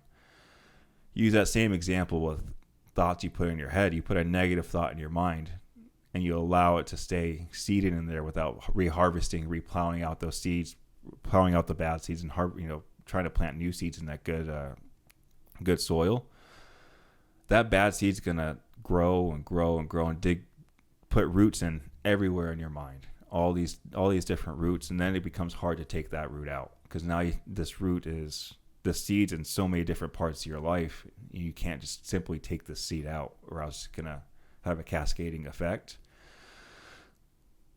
So yeah, dude, watch what you plant with your thoughts and what people say to you, because it could have a very bad negative effect, even if it's something so silly like the word hate, for example. I don't like using that. When Monica says it, I say, hey, watch your language, because hate is. It talks about the power of the tongue, right, in the Bible. I don't know which verse it is. I know it talks about it in Proverbs a lot. Watch what you speak. The person who speaks the most in the room is most likely the fool. Definitely not the proverb. That was definitely set out of context. But it goes down the same line of, it was paraphrased, not out of context, but it was paraphrased. Just watch what you speak, because what you speak out loud, then it becomes real. I know it talks about that. It was well in the Bible. When you say it out loud is when it becomes real. Mm-hmm. Paraphrased again. Don't know where in the Bible. I read it. It's in the New Testament somewhere. But when you say something, then it becomes real, and then it becomes implanted in your head. So when you say you hate something, then now hate is in your mind. Now you planted the seed of hate in your head somewhere, and now you hate something. Now it's easy to hate more and more things moving forward, because you started to hate one simple thing. It could just be someone cut you off. I hate when people cut me off. Then it goes to, I hate that my spouse did this. I hate that my spouse did that. Then it goes to, worst case scenario, I hate my spouse. Mm-hmm. And it all started from that one little seed you plant is, I hate when people cut me off. So I think you have to really watch what seeds you plant, because even one little emotion, like I hate, could really screw up everything. I dislike is much softer. I dislike this. When you dislike something, you could change it. You could change your mindset when you dislike something. You could like it. Dislike to like. It's hard to go from hate to love. There's only two things: hate and love. When you hate, like and dislike. There's only two things. I'd rather dislike something than hate something, because there's only hate and love. And if I don't like it, I'm never gonna love it. I'm not gonna love when people cut me off in traffic. I may dislike it, Mm-hmm. I may like it sometimes, because it may save me from an accident. There may never be a scenario where I like people cutting me off, but yeah, I just gotta watch what seeds are planted in the brain, from your own words or from other people's words, because it could really have a cascading effect, positive or negative. Mm-hmm. When people say manifestation, speak all these great things to life. That's the power of manifestation. You're speaking these words into existence. When you say it out loud, it becomes implanted in your brain. Say it over and over again, your actions are going to follow those words. Same thing with hating. You say it over and over, your actions are going to follow those words. Yeah, and the Bible even says like what comes out of the mouth is from the heart too. So like that kind of made me think like the more you use hate, like you were saying, eventually, that I hate when this happens, I hate when this person does this, can eventually, deepen those roots into the soil and turn into resenting that person and hating that person, which God doesn't call us to do. He calls us to love each other. Lots to unpack there, because I like that parable a lot, because it's in Matthew, I think Mark and Luke. And so like I've been meditating on it because I've been reading straight through the New Testament right now. And I've never had like the perspective, but I like it that you gave of that being used as like a negative thing too, like how negative seed can be planted in your head and take root. Like when I heard when I've read that parable, I've always kind of seen it as positive only, but it can very well be negative, because the more you speak and think and all that, like that deepens in you. And I'm trying not to bounce around too much because I have a lot. It's like to feed off of that.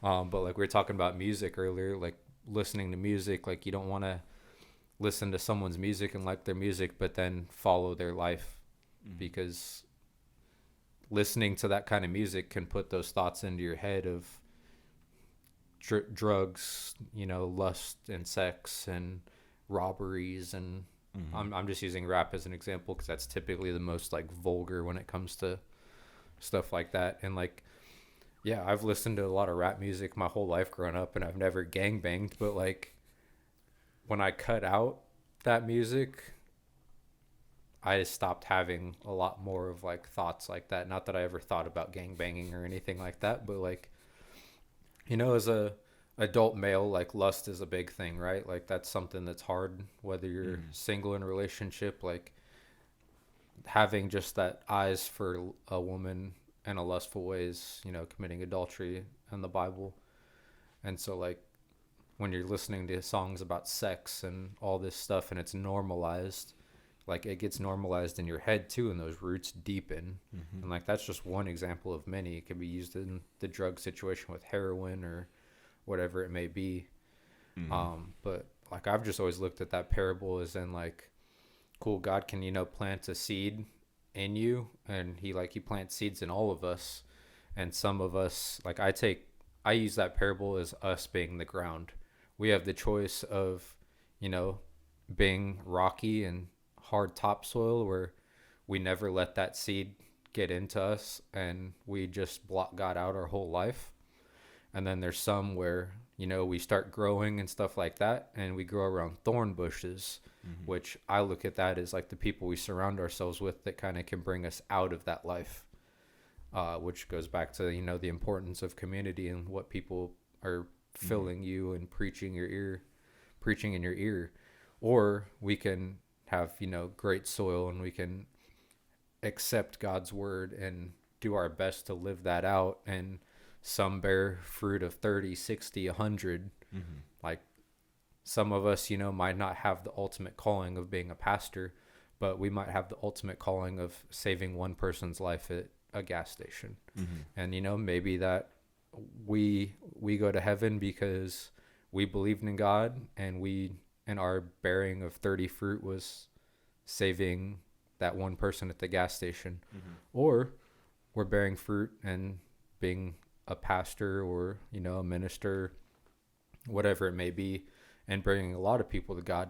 It's not about our works that we do, but we decided to bear that seed and let that grow in us and develop us and change us into what God calls us to be. And so I really like that you had a whole different opposite take of that, because I've never thought of it that way, but it's just as equally true. Yeah, I just again, the situation that I told you about, it made me think a lot. Like, what the heck? Like, what thoughts can lead to such like those kind of situations? And it just had me thinking, like, dude, these seeds have been planted for years. Like, if someone's had to, let's just say, for example, let's just say I'm trying to think of a negative thought that doesn't affect me now. That would affect me back then. But if you say anything now, if I say, let's just say I fucked around and say, you know what, I think it'd be cool to try heroin. Stay on the heroin example. I think it'd be cool. Just fucking around. I think it'd be cool to try heroin. I think it'd be cool to jump my car over this ledge to see if I can land down this hill. It just takes one impulsive thought and one impulsive action to execute that plan. Like if you want to jump off a bridge and see if you can land down the hill, it just takes one time driving, looking over. I can make that. I can make that jump. I could do it. And the next time you go, say, fuck, I'm sending it. I'm sending it. It just takes one thought. And then you see that thought over and over and over. You see that seed. And that seed moves from you planted it first in the softness, and then you planted it in the thorns on accident, and then you got it in good soil. I think the thorns is what, when I think of now, my whole perspective has changed on this. When you plant things in the thorns, like when thoughts are planted in the thorns, I see as you're about to take action on it. Like it's something you're about to do, and then you back out of it immediately. So that could be good or bad. So a good scenario would be, I'm going to quit my job and I'm going to start my own business because I think this is what God has planned for me. All the signs lead to this. And then you get ready to quit your job, or you're preparing all week. Friday comes around. You know what? I'm going to do it Monday. And then sooner or later that we could even call that short soil, the soft soil, because it sprouts up immediately and then vanishes away once the sun hits. And then when you're doing it, let's just say in the weeds, like you're talking about people you have surrounded around you, you tell one employee, one person, hey, I think I'm going to quit and start my own business. I think I could do this. And that person says, you know what? I don't think you can, dude. It's really, really hard. You have it very easy here. You could just coast through life doing this and have a nice, easy life for the rest of your life. I don't think it's a smart idea. You have kids, you have a family. Do you want to grow, or do you want a better life? Do you want a worse life? You have one person tell you that, and then bam, you stop doing it. So I think like where you plant the seed, like you're talking about being who you surround yourself with, but like different seeds could be planted, and then you could do like your own scenario. It takes your own will to put it in the good seed, because you could put it. I think you could put these seeds wherever you want. Sometimes they land, if you're just nonchalant with it, they'll land wherever, and then you're kind of just risking it for the biscuit. Or you could take advantage and, let's just say you had it in good soil. And you're like, oh, I don't want this in good soil. I don't want to do this anymore. And then you immediately put it right into the shallow soil. You start digging up the soil. I don't want it in there. And then it burns away real quick. But thoughts really, I think about my own thoughts when I was in high school. Like thoughts I had back then, they still affect me now. Mm-hmm. Like, they could be insecurities I had in grade school. Like my teeth, I was very insecure about my teeth. My teeth are not the best now, but they're way better than they were then. I still look at them. I still try picking shit out of them. And I look back at that. It's like an insecurity I had before I had braces in fourth grade. And these are thoughts I had in fourth grade that were affecting me way later. I was 20, 21 years old. And it was years and years after. And I was able to realize it then when I was like, damn, my thoughts back then are fucking me up now. I got to start changing them, start changing my old ways. And I started looking at people around me. I'm like, oh, all these people, they get stuck in their high school thoughts. So if their thoughts are planted, a lot of these seeds are planted in high school, like they're going to stick with them for the rest of their life. Obviously, you could replow and change it. But that really got me thinking, because I always wondered why people get stuck in high school. Mm-hmm. I didn't want to be that person. So I don't want to be stuck in high school. I don't want to be the guy that comes back to the high school football games when I'm 30, cheering on, go Cactus Cobras, woo! Yeah. Singing the Spirit song, telling all these kids, when I graduated in 2013. Back in my day, Cactus did not have all these Nike jerseys. We weren't allowed to wear visors. You should have seen Coach Fick. But I didn't play football with you guys, but I just know Coach Fick. He was an asshole. But I didn't want to be that kind of person to just live in high school. And then as I got older, I started realizing people planted seeds in high school. It doesn't mean they live in high school. They planted those seeds of thought in high school. Because when I became a server, I don't know if have you ever worked as a server? No, I never worked in the food industry. You worked at Costco, right? Yeah, I did work at Costco. I'll use Costco as an example. I love Costco. Not shitting on Costco, not shitting on the employees. They treated me well when I was there. But it's like exactly like high school atmosphere when you're working there. Mm-hmm. These people, they could be 50, 60 years old working. They take really good care of their employees. So people are there for, my stepdad's been there for decades. He's almost at a gold badge. It's a long time. He was there before they were even called Costco. But just the atmosphere they have there, it's very dramatized. They all fraternize in the workplace. People talk about other people in different departments. People are cashiers. There's like, oh, there's this head cashier. He's the fastest cashier. He's the best cashier. You want to be friends with that cashier, because if you're friends with him, then you could be friends with this guy. So when I was working at Costco, I'm like, damn, this is just like fucking high school. Working with all these people, they care about what all these other people care about. I'm in bakery, and they're caring about people that are on carts. Like, why the fuck? Their job has nothing to do with me over here. And I realized, like, dude, they have the same thoughts of high school that they do now. And they're 40 years old. Like, what the heck has happened to them? So I left Costco. Not for those reasons, other reasons.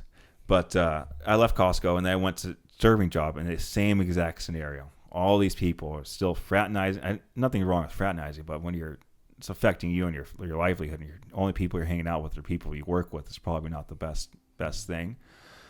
But when people do that, then they get the high school mentality. Like, oh, is Kathy talking about me? Oh, what did Josh say about me today? What did my manager? Is he going to talk to the manager, talk crap about the manager to me?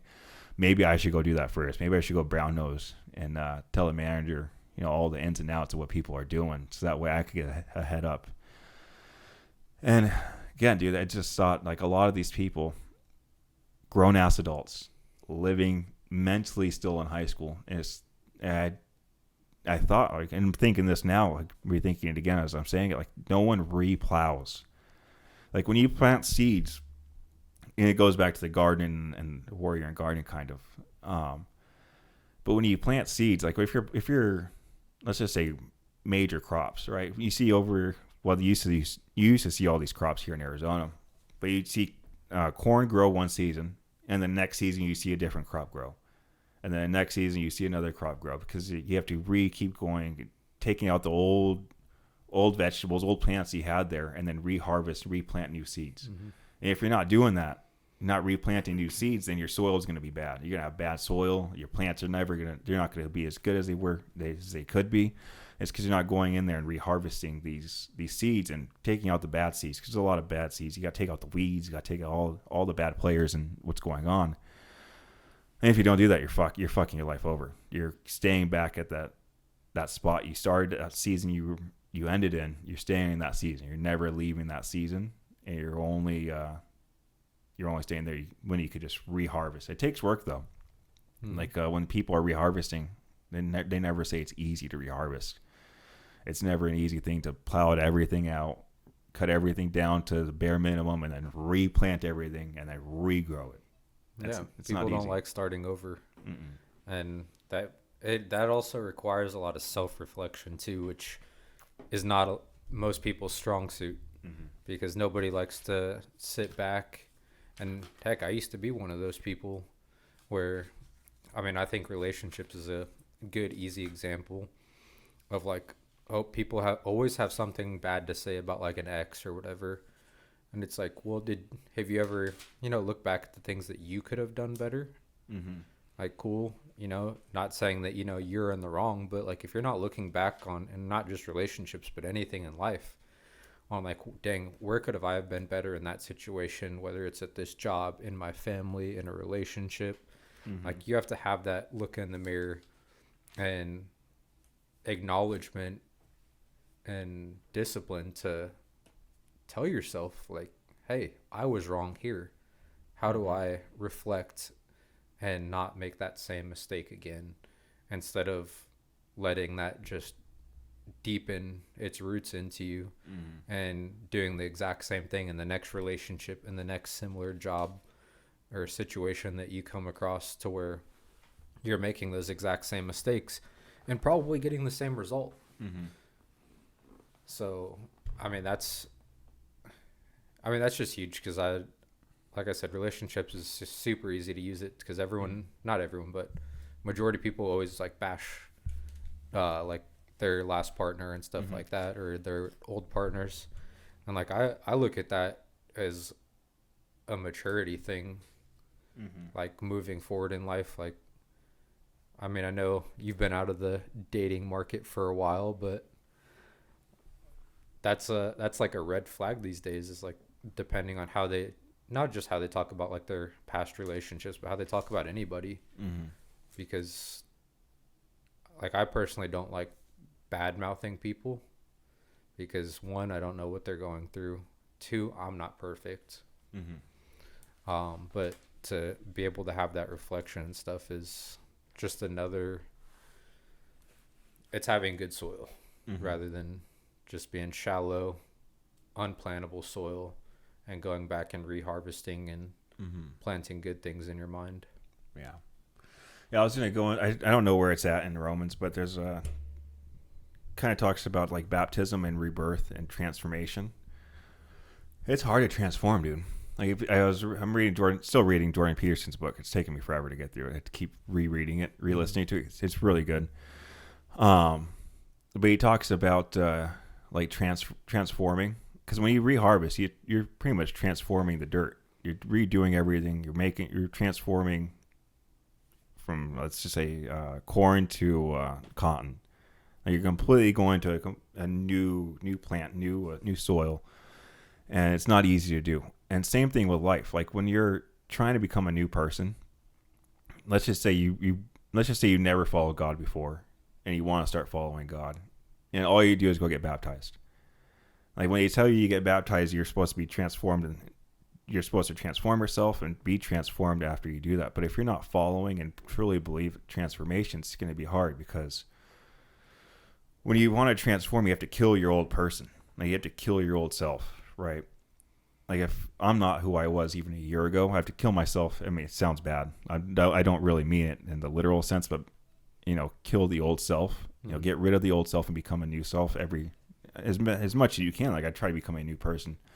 They say get 1% better every day, right? So if within a year, I don't know how much percentage that is, but you should be a completely new person you were in the beginning of the year. And that's how you progress and grow. But it's not an easy task to do, because you have to deal with that person that you once were. Always trying, and for some of these people, this person, like I was talking about high school, this has been the same person they've been since high school. As you're growing up, you could easily change. Like, when I switched high schools, I changed like that. I went from a Willow Canyon to Cactus High School, and I completely changed person. I was an asshole, bully. Not really. I was a bully, I guess. But it was bullies against bullies. Like, we'd all mess with each other. I'd throw clay at people that were just standing around in circles. I was not a good person. I was good, but I was just an asshole. And then when I went to Cactus, I was like, I want to be a completely new person. I don't want to be that person anymore. Bam, changed. Easy. Saw new people. Didn't have the same people around me. I had to completely leave my environment to change who I wanted to be. Because that whole time when I was there, I wanted to be a new person. Internally, I remember this. I wanted to be a new person. My freshman and sophomore year, I was like, I don't want to be like this. I want to be someone completely different. And then when I switched schools, I was like, all right, let's just try it. Let's just try being different. So much easier. None of the bad influences were around me anymore. Everything, my whole life was changed. But it was hard, because I had to remake new friends. I had to be a completely new person. But I had to destroy that old person. Destroy those old thoughts. But some of these people, they have the thoughts from their freshman year that carried them through high school, because they could never change their environment. They never changed anything about their life. They just stayed the same friend group, same friends, same mindset.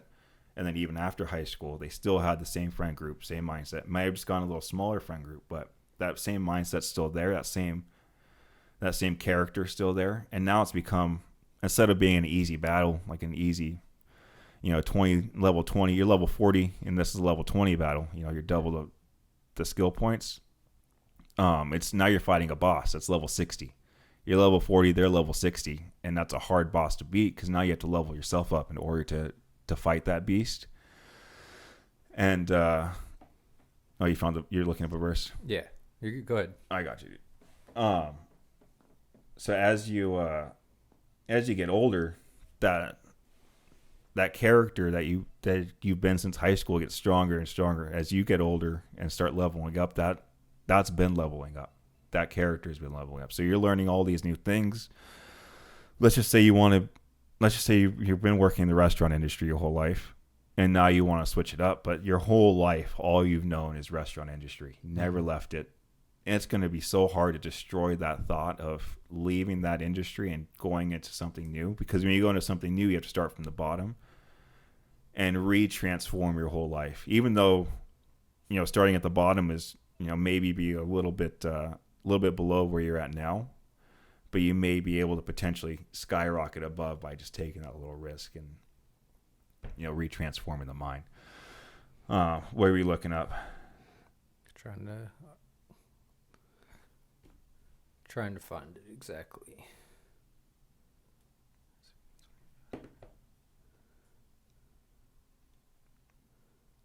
Yeah, watch the seed you plant in your head, people. Yeah, so it's Matthew 16, 24. 16:24. Yep. So it kind of made me think about it when you said, like when you're baptized, like you're reborn again, like you have to kill your old self, and become like transformed into something new. Oh, I highlighted it. Go ahead. Awesome. It says, then Jesus said to his disciples, if any of you wants to be my follower, you must give up your own way. Take up your cross and follow me. If you try to hang on to your life, you will lose it. But if you give up your life for my sake, you will save it. Mm-hmm. Yeah, dude, that's one of the deepest verses. Yeah, that's one of my favorite ones. Like, because it shows like people get a lot of Christian terms like confused and stuff when they hear like born again, covered in the blood. Things like that don't really make sense if you don't understand the Bible and the stories and stuff like that. And this one's like one of those examples of being born again. Like we try to hold on to all these old things, like these high school thoughts and gossip, which is a sin of, gossiping. And then all these like other things, whether it's addictions or whatever it may be, that we have to, kill that old self. We have to reharvest that soil and take out that seed that was planted and follow it, because if we don't, then we're just going to be going down the same path that ultimately leads to hell, because of that. Because you can't be a true believer and want to live by the Bible and then still live the same way that you were before. It's just not how it works. Yes, God, died on the cross for all of our sins, and that debt's paid, but it's not, doesn't give you permission to sin just because it's forgiven. Yeah. It has a lot in there. It's just crazy.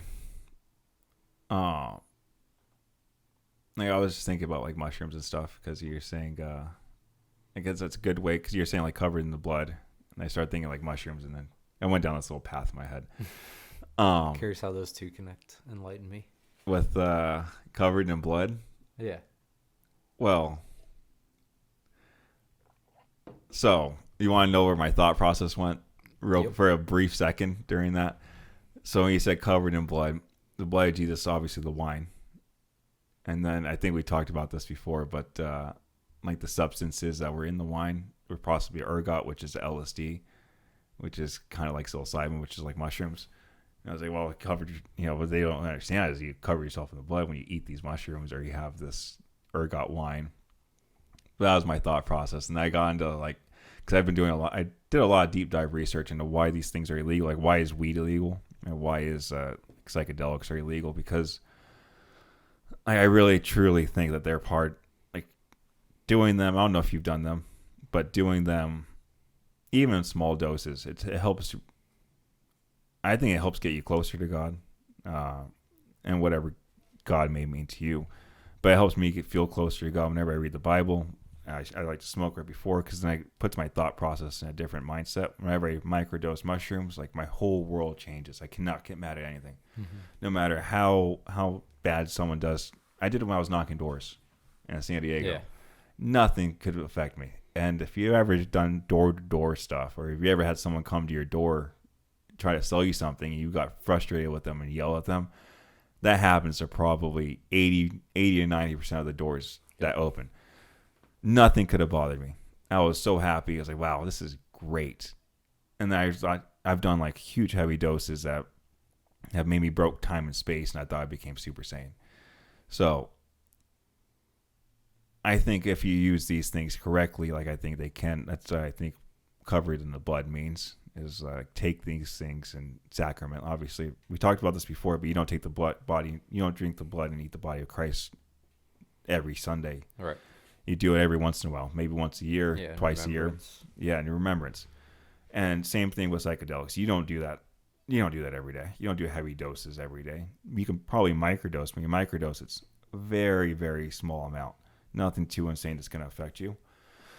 So I think when they talk about like the blood of Jesus, is like you do these rituals, and you do these rituals every once in a while with someone that can guide you through it, someone that's trusted by whatever Christian governing board there is, and then you get closer to God when you do these things. You have these spiritual meetings, spiritual events, worship music, whatever it may be.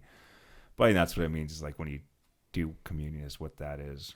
And then how that relates to like what's going on now is, I was looking at all the propaganda that why these things became illegal. And essentially, if you don't like it, you're racist. So that's essentially what it really comes down to. Cannabis was the original term, is why it became illegal. Marijuana wasn't even a word before then. But I forgot who was the paper mill owner. But this guy owned a paper mill and a newspaper. And him and Harry A. Anslinger, who worked for the government, he was the guy who started the prohibition on alcohol. Once the prohibition of alcohol went to shit and alcohol became legal again, he had to figure out another way so his task force didn't get disbanded, to keep his task force there. So he partnered with this guy. I had to remember his name. But he partnered with this guy who had a paper mill and who has newspapers. And then the reason why he partnered with this guy is because cannabis is much cheaper to produce than a tree is, and it produces within 6 weeks versus 60 years. So you could reharvest and regrow this cannabis stuff way quicker than you can grow a tree. It's way stronger, way more durable. I'm sure you've seen the cars that are made out of hemp. They're stronger than carbon fiber. So it threatened that industry, the paper mills and newspapers and clothing. So DuPont was another clothing company. They were in on this as well, paying these politicians money to go against weed. So Harry A. Anslinger and these newspaper companies made up the word marijuana, and made this movie called Reefer Madness, which essentially had these people smoking weed, but they were acting like they're on meth. So jumping out of windows, beating people up, going crazy, like raping these people. And so creating all this propaganda, and they were connecting it to Mexican and black rapists. Just that if you're allowing marijuana, which people knew what cannabis was back then, but they didn't know what marijuana was. So they thought marijuana was a completely different drug than what cannabis was. And they said marijuana is killing people. It's the blacks and Mexicans that are bringing this in. Like, we need to make this illegal. And then they made it illegal, class 1 drug. Same, and then the 60s came around, and same thing happened with that. The psychedelic movement was happening, and this class 1 drug. So that got me like thinking, like, I think they purposely want to make these things illegal, because not only do they benefit us way more, like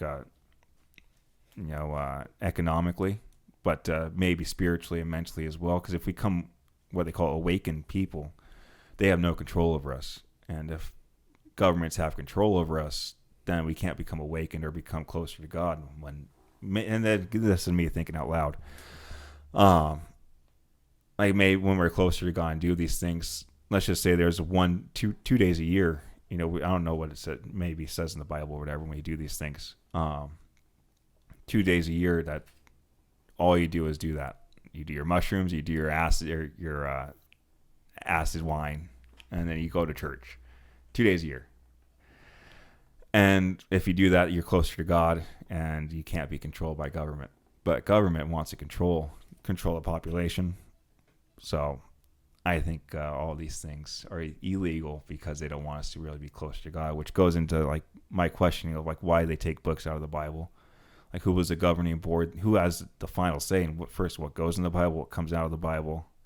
Like what gets to stay in there? Do we ever get to add new things on? Because I know some books have like instead of the book of Revelation, they have Peter's. Peter's Apocalypse is the last book in the Bible. So they even add different books in the end of the Bible, which is like who has that final say. Then that had me lead down the question like why did this become illegal? Then I kind of had the feeling that they kind of correlated together of wanting to control a population versus allowing the free will of people to reign and do whatever they want and get closer to God their own way. Yeah. So that's what I mean as far as the blood of Christ. Yeah, no, that's interesting. It's a long-winded thought that you just connected between those two just from covered in the blood. But that's the awesome part about the Bible and stuff is how you can have different interpretations and kind of bounce these different things off of each other. Just like that parable of sowing the seed was completely different for both of us. And like, I'm so glad that like we got that one. We talked about that one because I never would have had that. I might have never had that perspective on that parable that you did.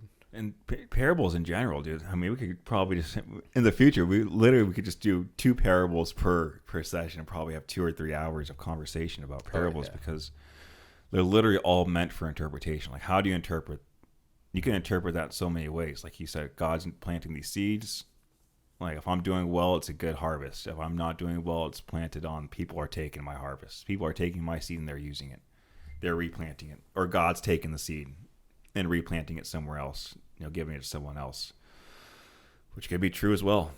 But planting seeds, I think, is one of the biggest things people should work on.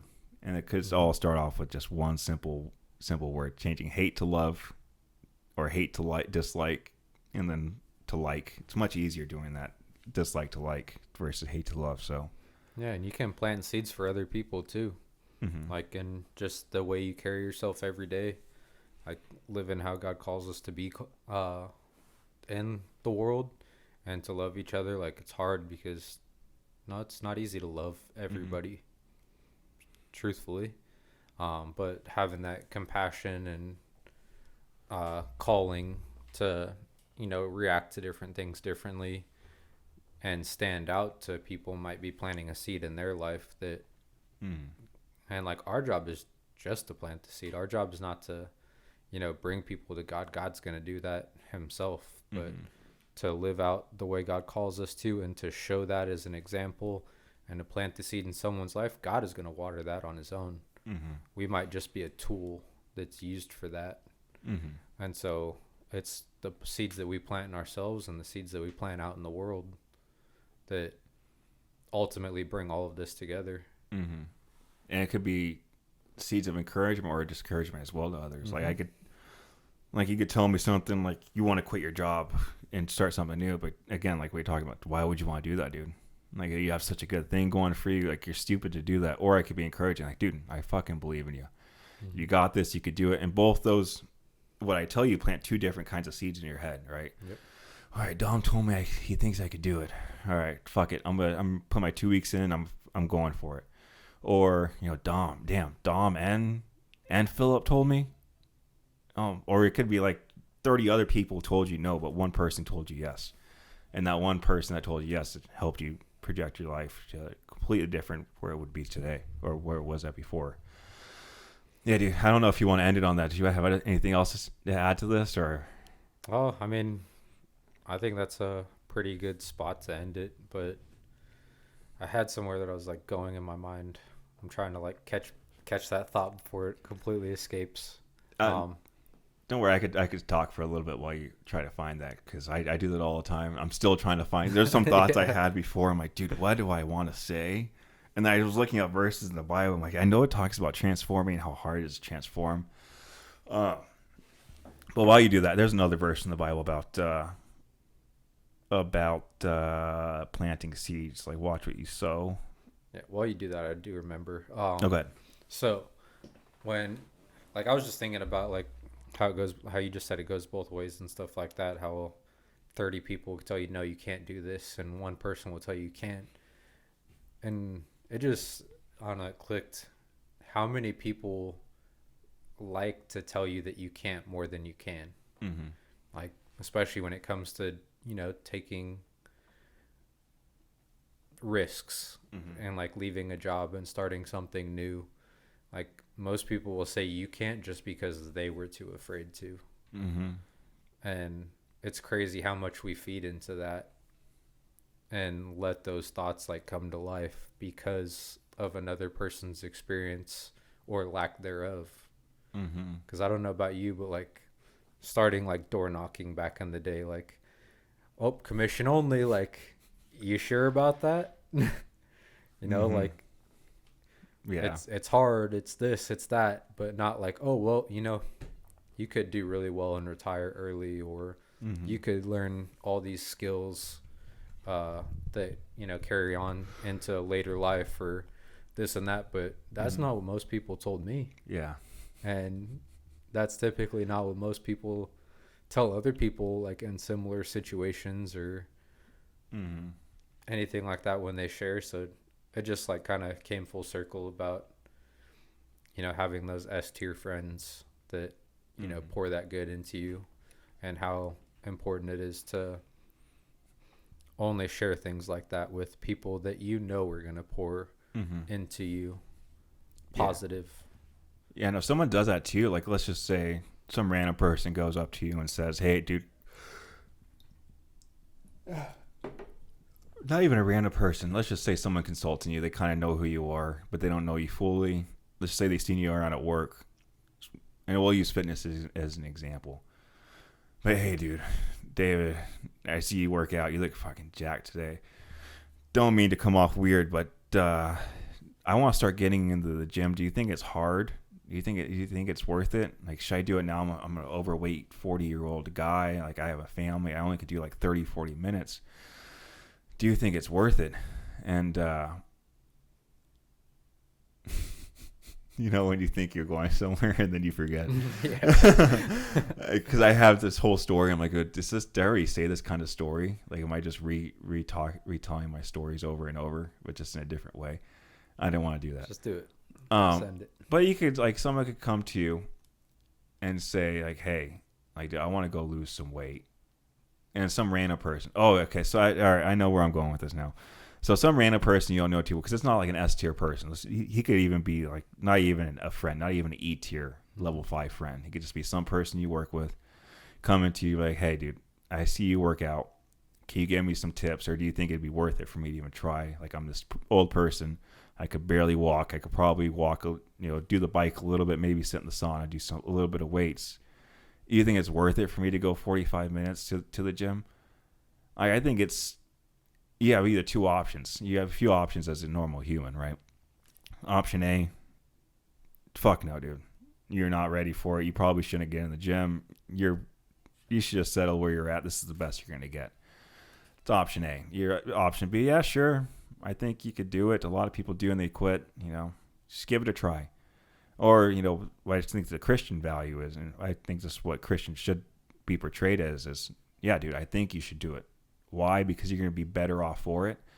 And if you need help, I'm here to help you. Whatever information you need, I'll write down some notes. I won't be able to help you with everything, but I'll be able to help you with something, because I know I won't be able to go to the gym with you all the time. You might be able to come with me during my times, but I can't like really adjust my times for you. But yeah, I completely encourage you to go to the gym, because you're going to change your life. You're going to be way better. And I think it's our job as humans, because first of all, if you want to think of a selfish way, like I like to think of a selfish way.